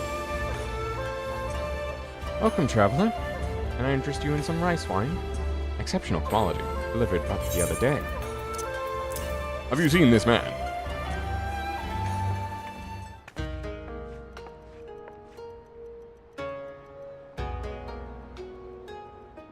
Ah, an Auri shinobi and a Rogadin samurai. If I may, I would answer your question with some few of mine own. If I speak of that which you know, Ijin, be not offended. You are familiar with the situation in the lands across the Ruby Sea? The doomed rebellion, after 2.5 decades of quiet? Oh, she's bitter. I see. And you are familiar with the ways of Hingashi? How we elect to stand apart and support no cause but our own. Indifferent and callous, some may call us, but pragmatism is essential if a humble island nation such as ours is to survive. We are not fools. Complete isolation is impractical. So Kugane is open to Ijin, and we are equally hospitable to all. Or, if I must speak more plainly, yes, I can help you, but if I do, I must also oblige the ones who ask after you. Are you willing to accept this fair and equitable treatment? Yeah, we'll handle them. If anyone comes looking for us, tell them whatever you like. As you wish. The 2 individuals of whom you speak did indeed come here. They sought passage across the Ruby Sea. Few ships are willing to take the trip at the moment. Nevertheless, I made several introductions on their behalf. That was the extent of our interaction. I'll provide you with the names of the captains if you like.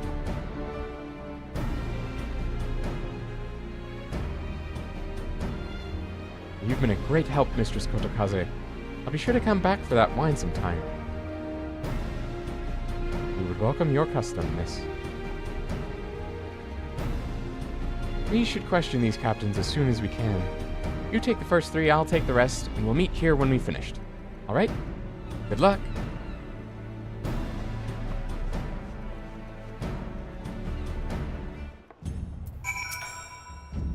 All Ijin are subject to the same rules, and I must receive the same treatment.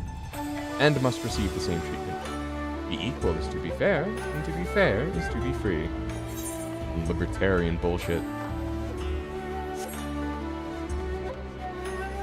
Equal, but maybe not equitable. Falcon Port number 2. Delivers port number 2. Here number 2. Okay, I was like, what?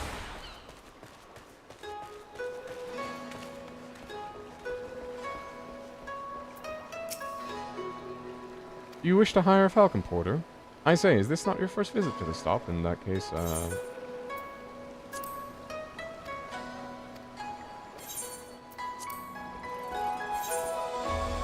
Okay, so they don't have chocobos over here, I guess. Okay.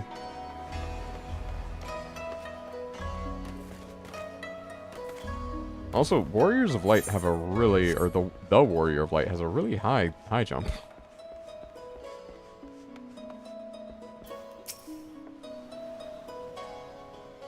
Do not let the rich culture of the Far East blind you to its dangers. This sea spews forth creatures from your darkest imaginings.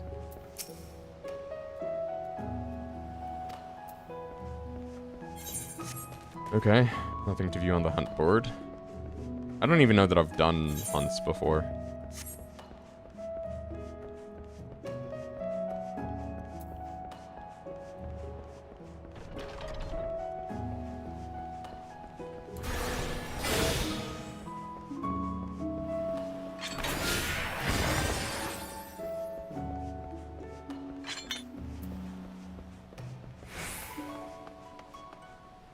Grants Earth's resolve upon taking damage. Oh, it's a heal over time. Okay.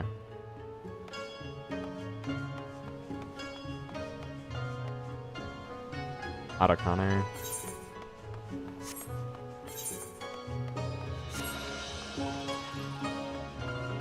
There's an Aetheryte shard over there. Can't jump down.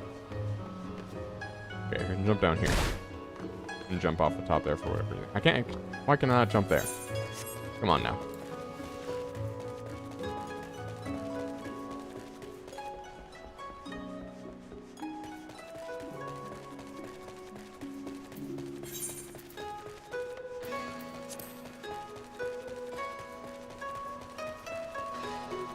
Kuigarvod. Vode. Even I forget to say Vode. And Mandoa, pretty sure the word is Vode. in all context. I don't think it has like conjugations and such. Is it Thavnarian? Thavnarian? Tongue twister either way.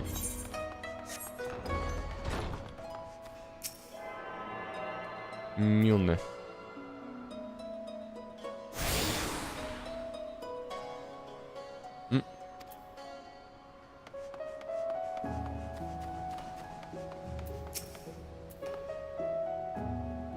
Oh, you may not enter without official business. Yeah. Wasn't really expecting to. I'm just like, hi, I don't know you. Middle of Earth, first reply. I just like the animation on that. It's fun.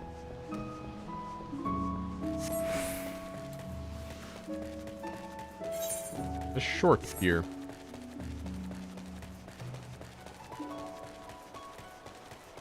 Spanish spice trader.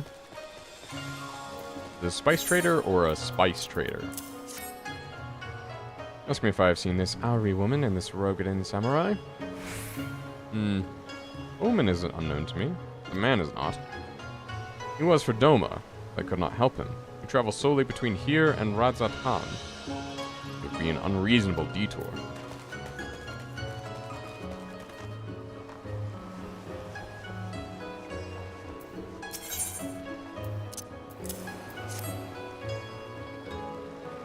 Yes, a Rogadin gentleman did approach me. He wanted to charter a ship to take him across the Ruby Sea, the mad devil. I sent him away, like all the others before him. A woman? Nay, I know her not.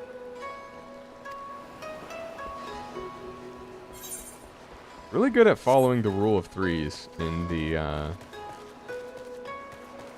quest here.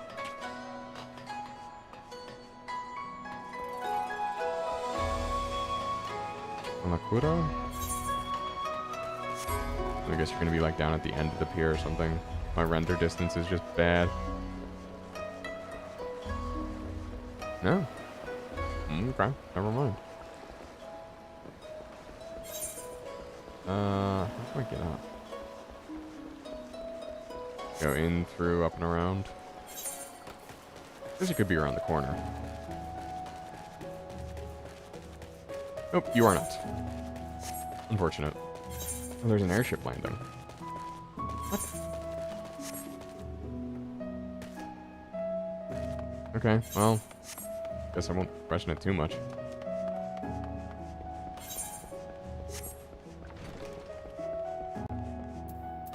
Near Eastern Merchant.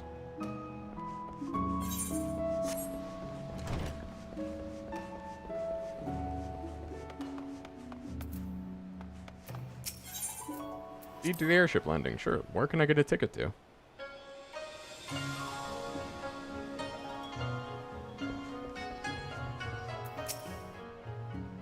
This landing sees the arrival of foreign airships from the Garlean Empire and elsewhere, as well as craft belonging to the Bakufu itself.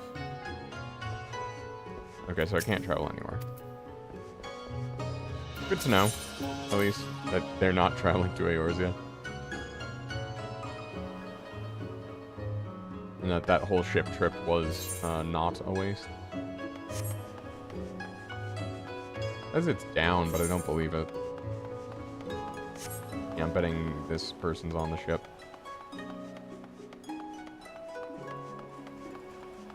There you are. Meticulous merchant.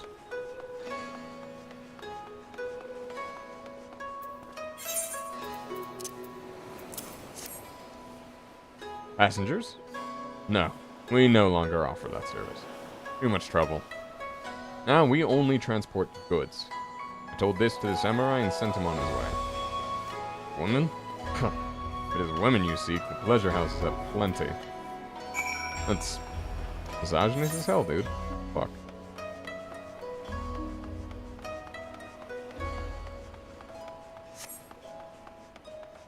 Okay, well, from whence we came.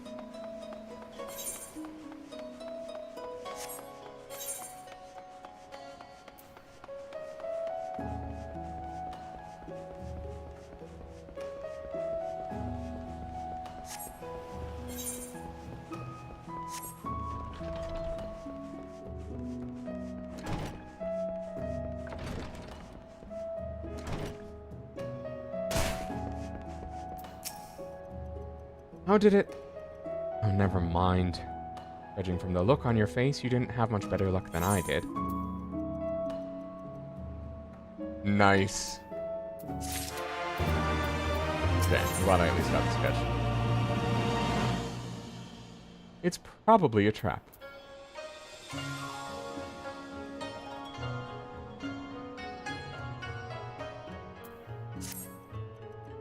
Well, I suppose we might as well head back to...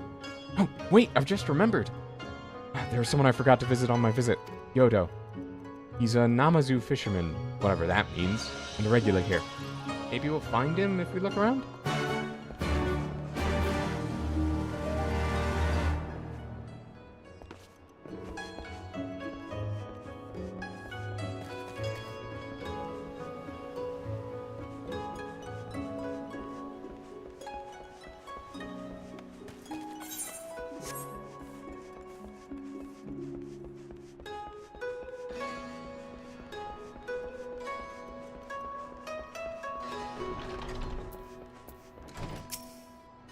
Oh, this is a Namazu. Okay.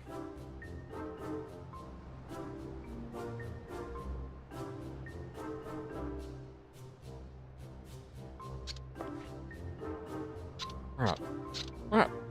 Why do you start? You have business with me?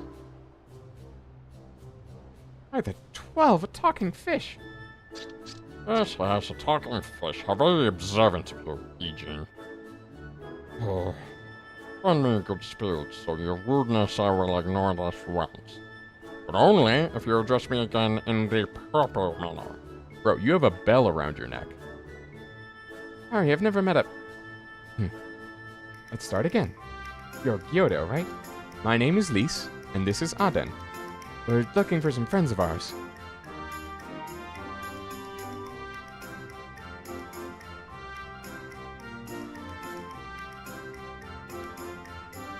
I see. With these ones I know well. I help them secure passage across the Ruby Sea. Really? That's wonderful. Could you do the same for us? Yes, this would not be a problem. For you, I could try to ship this very day. But the journey is fraught with much peril, but they will not be cheap. Are you sure you can afford to pay?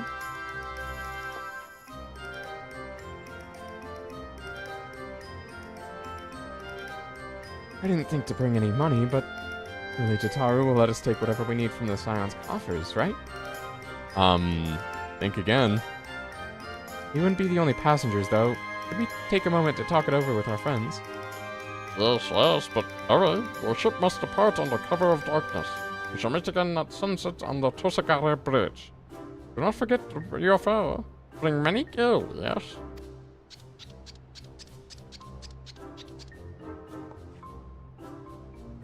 It's about time our luck changed. Alphino and the others will be thrilled. Oh, we're gonna get extorted. Yeah, I see. It's probably a trap. It is a very accurate assessment. Where am I going? Ruby Bazaar? Okay.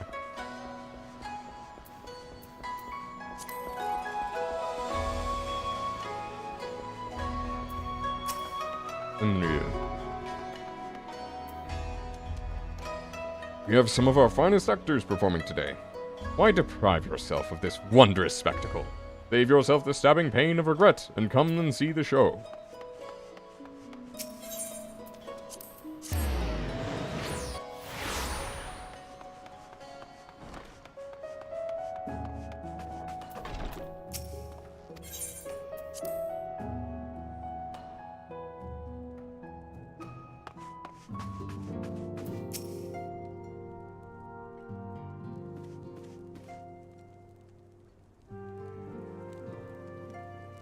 Spoke with a number of merchants and captains at the southern piers.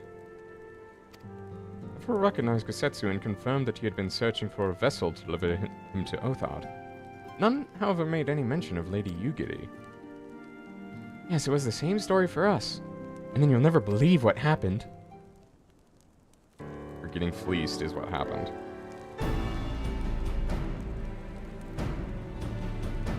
Yodo claims to have aided both Kasetsu and Yugiri.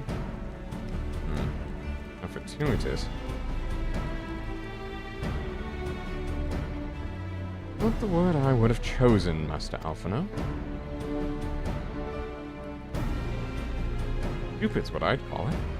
How can you agree to his price without making any attempt to haggle, or even confirming what it was in the first place? Yes, that too was a misstep on their part, but it was not what troubles me most. Yodo and his brethren are not renowned for their generosity of spirit. Rather, they are disdained as scheming moneylenders, ever eager to turn a profit from others' misfortune. Everyone else we questioned stated that Kasetsu was alone. Only Kyoto claims to have met both him and Yugiri. I suppose it's just possible that Kasetsu made inquiries by himself and only called upon Yugiri once he had found a willing captain. But it is equally possible, if not more likely, you are being deceived.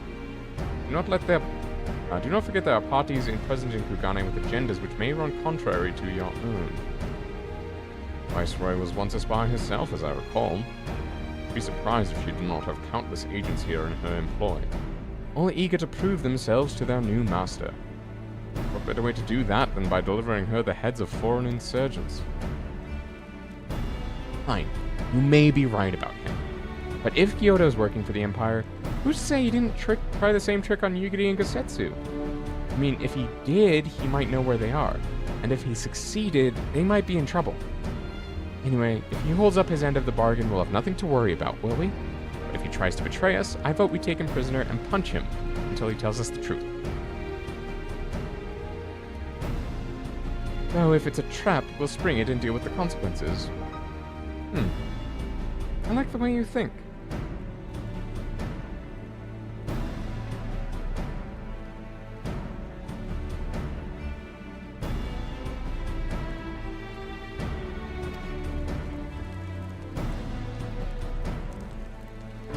Oh, very well. We should prepare for the worst. The tower will remain here, and I shall follow the three of you at discreetly. Once more, I must caution you to avoid physical altercations at all costs, even should Imperial agents attempt to engage you.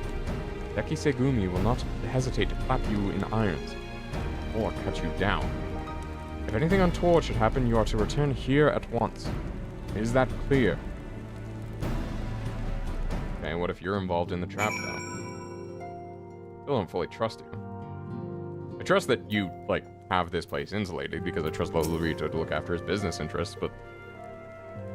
rest? I don't know. Review. Lise, Aden, and I will meet with Kyoto as planned. Alphino will keep watch from a distance, ready to provide support in the likely event that Kyoto attempts to betray us to the Imperials, or whomever else. Should that happen, you and Lise will subdue him, and together we will make our escape. As our actions will surely draw the attention of the Sekisegumi, we will evade them with Alphino's assistance and return here with our prisoner. Does that meet with everyone's approval? Of course, these precautions will be for naught if Kyoto does not play us for fools, but we shall see. To the bridge.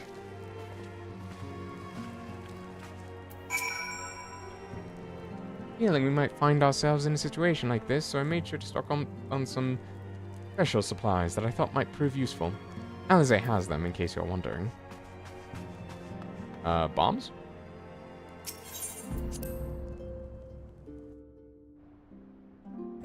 Checking my email for job replies, and you guessed it, there's nothing.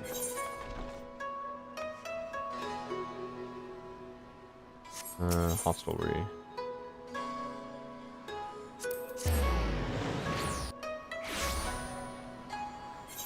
Cool though that they just give out the art for free from the quest. Would have been a headache to try to find it. Well, not even a headache, but I was not. I was ready rather to find it otherwise.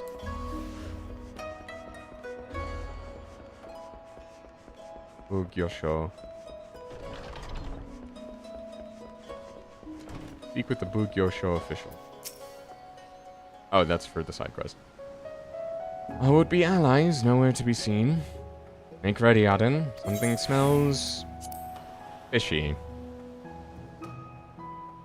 How appropriate.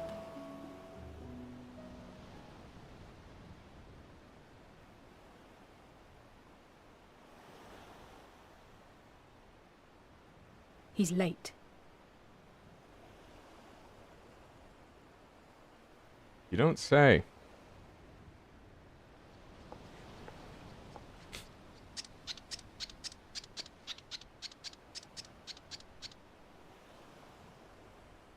Endless and most sincere apologies to you and yours, yes, yes. This way, quickly now.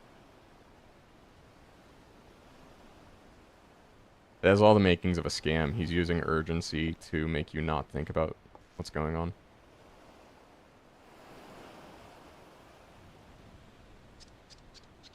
Also, I was at least, like, on the right track with the voice. But, I mean, ultimately that comes down to director's discretion, so... eh.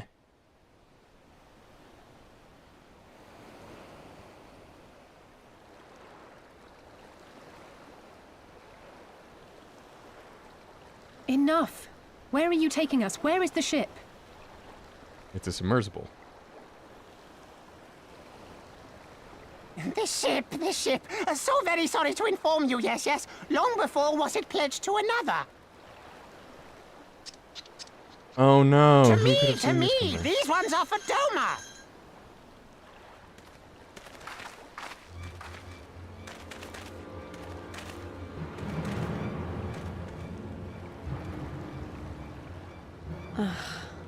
I knew it couldn't be this simple. Oh, it was fun to at least try. Nothing personal, yes, yes. Just business. That's what they all say. It's always personal. Then business is about to take a turn for the worse. Punt him into the sea.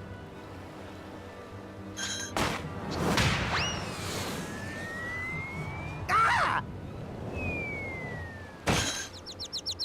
Uh-oh. Oh, right. Come we on, had to take let's find a way out of here. Nice.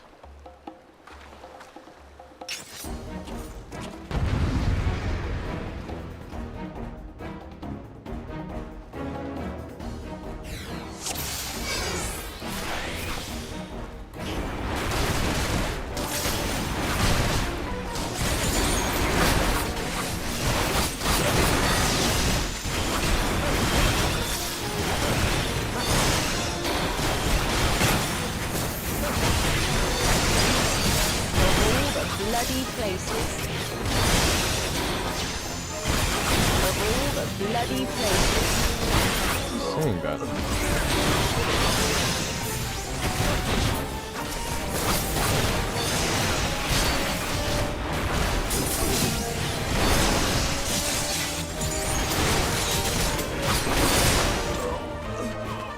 She was doing the thing. She was doing the slashes. I guess we are seeing her as a red mage now. That was less climactic than I had anticipated.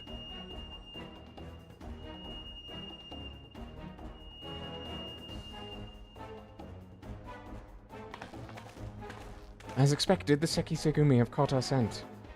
Since fighting them is out of the question, we'll have to wind our way back to the Ruby Bazaar, evading their patrols as we go. Ooh, do I get to play a sneaky part? If they find you, use these smoke bombs to make your escape. Nice. Warned that attacking the Sekisegumi will result in failure. Okay, cool. We do get to do some sneaky sneak.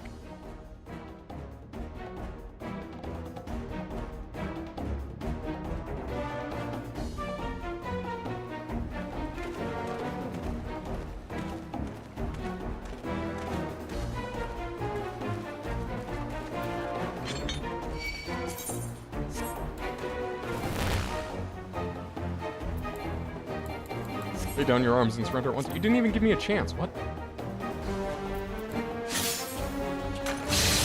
That's just the tutorial.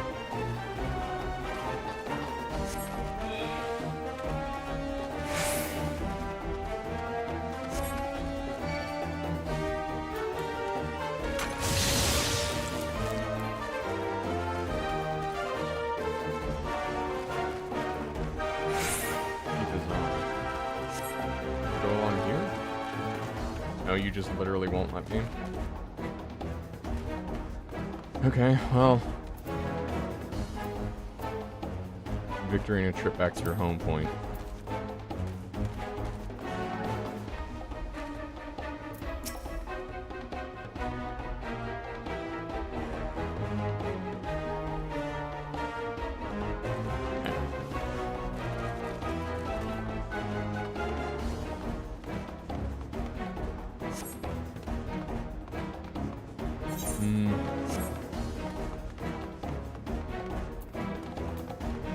No problem. Willingly ran into that guy just to smoke bomb him. Okay, the next guy's gonna be tough because that guy's gonna come back around. Hello. Need you to leave that spot, sir, please.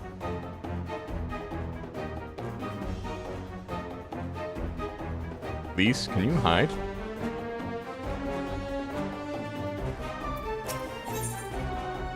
So we go. No, don't need to go behind you. Okay. Really, you're just not gonna notice the. Okay. I mean, thank you for not noticing the girl with a fish on her shoulder. That guy's not gonna come back. Where could they have gone? Really, I wonder where they could have gone. I'm glad that they put in the effort to make something like this, but.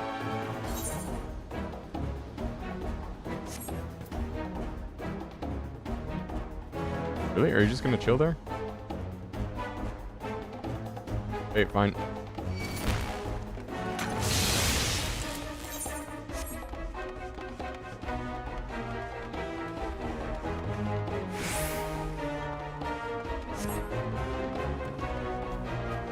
Come with me. I will guide you to your friends. What the hell are... Oh, you're a beast man. Okay. Oh, a tortoise? Oh, well, what if we got to lose?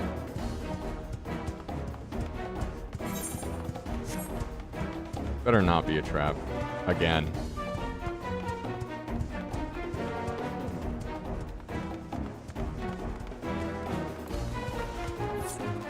Oh, hey. I think the 12 you made it. But our Kojin friend might not find you in time. Everything is going to be alright. Trust me.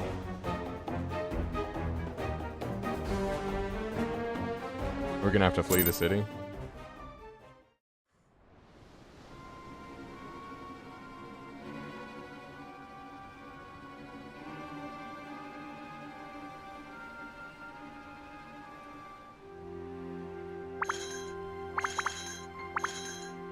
Stay hidden and quiet. Understood? I'm gonna fight them all. I do like how the bell jingled, though. That was funny. Clear the road! Clear the road! You there, Korjin. We seek 4 foreigners. One, a brutish woman carrying an unconscious Namazu. Have you seen them? He's a delicate fucking flower, excuse you.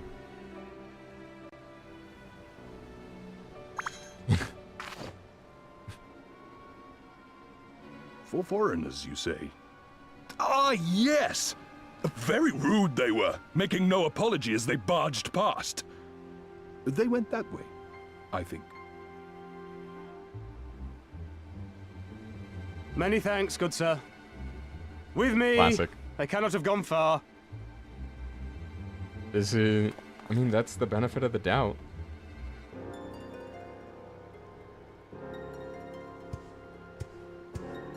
Hook, line, All is and well. sinker. The Sekisei Gumi will not return this way for some time, I should think.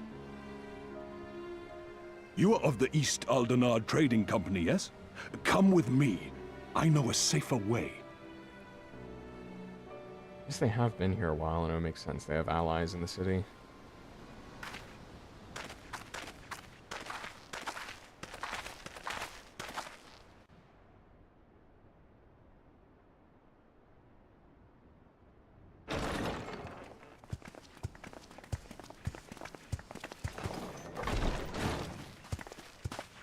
You are returned.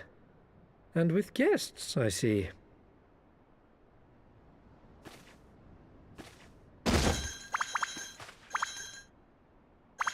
Our meeting went about as well as expected. We've brought the Namazu who thought to betray us. When he wakes up, we'll see what he knows about Yugiri and Gazetsu.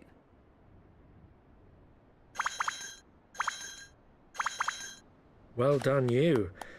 When I saw the Sekisei Gumi out in force, I did begin to worry, but I see my fears were misplaced. Actually, if it weren't for Soroban, we might not have gotten away. 'Twas my pleasure. I like him. Yet I must ask, Soroban, why would you deceive the Sekisegumi to help us, foreigners of whom you know naught? Because we know Yugiri and Kusetsu. Why, out of the kindness of my heart, is what I would like to say, but my motives are not so pure. I chanced to witness your meeting with Hancock at the tavern and saw an opportunity. You want to help. You want us to help you. An opportunity?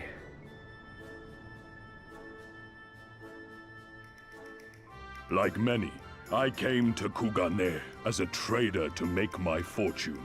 Kojin of the Red may serve the Empire as mercenaries, but Kojin of the Blue walk a different path. It's literally TMNT. Regretfully, most here Literally would rather Teenage not Mutant meet Ninja our Turtles. gaze, much less do business. So I seek the custom of those less predisposed to dismiss us outright, namely the East Aldenard Trading Company. Well, thank you. Quid pro quo, is it? Well, there is no denying that we owe you a debt. What say you, Hancock? Will you consider doing business with our entrepreneurial friend here? Rest assured, Master Soroban, that in matters of trade, the company does not discriminate. We would be honored to hear your proposal. That's how you can tell that it's voice acted, though, is that the names kind of have promise different you will not pronunciation regret based on the this, good characters. sir. It does take me out. It does take me out of it a little bit. Ah, yes. You sought passage across the Ruby Sea, did you not? I have a ship you can use. And it's weird. You do? Well then, far be it from us to refuse. You have our deepest thanks. And you mine. Hopefully that's a mask he's wearing.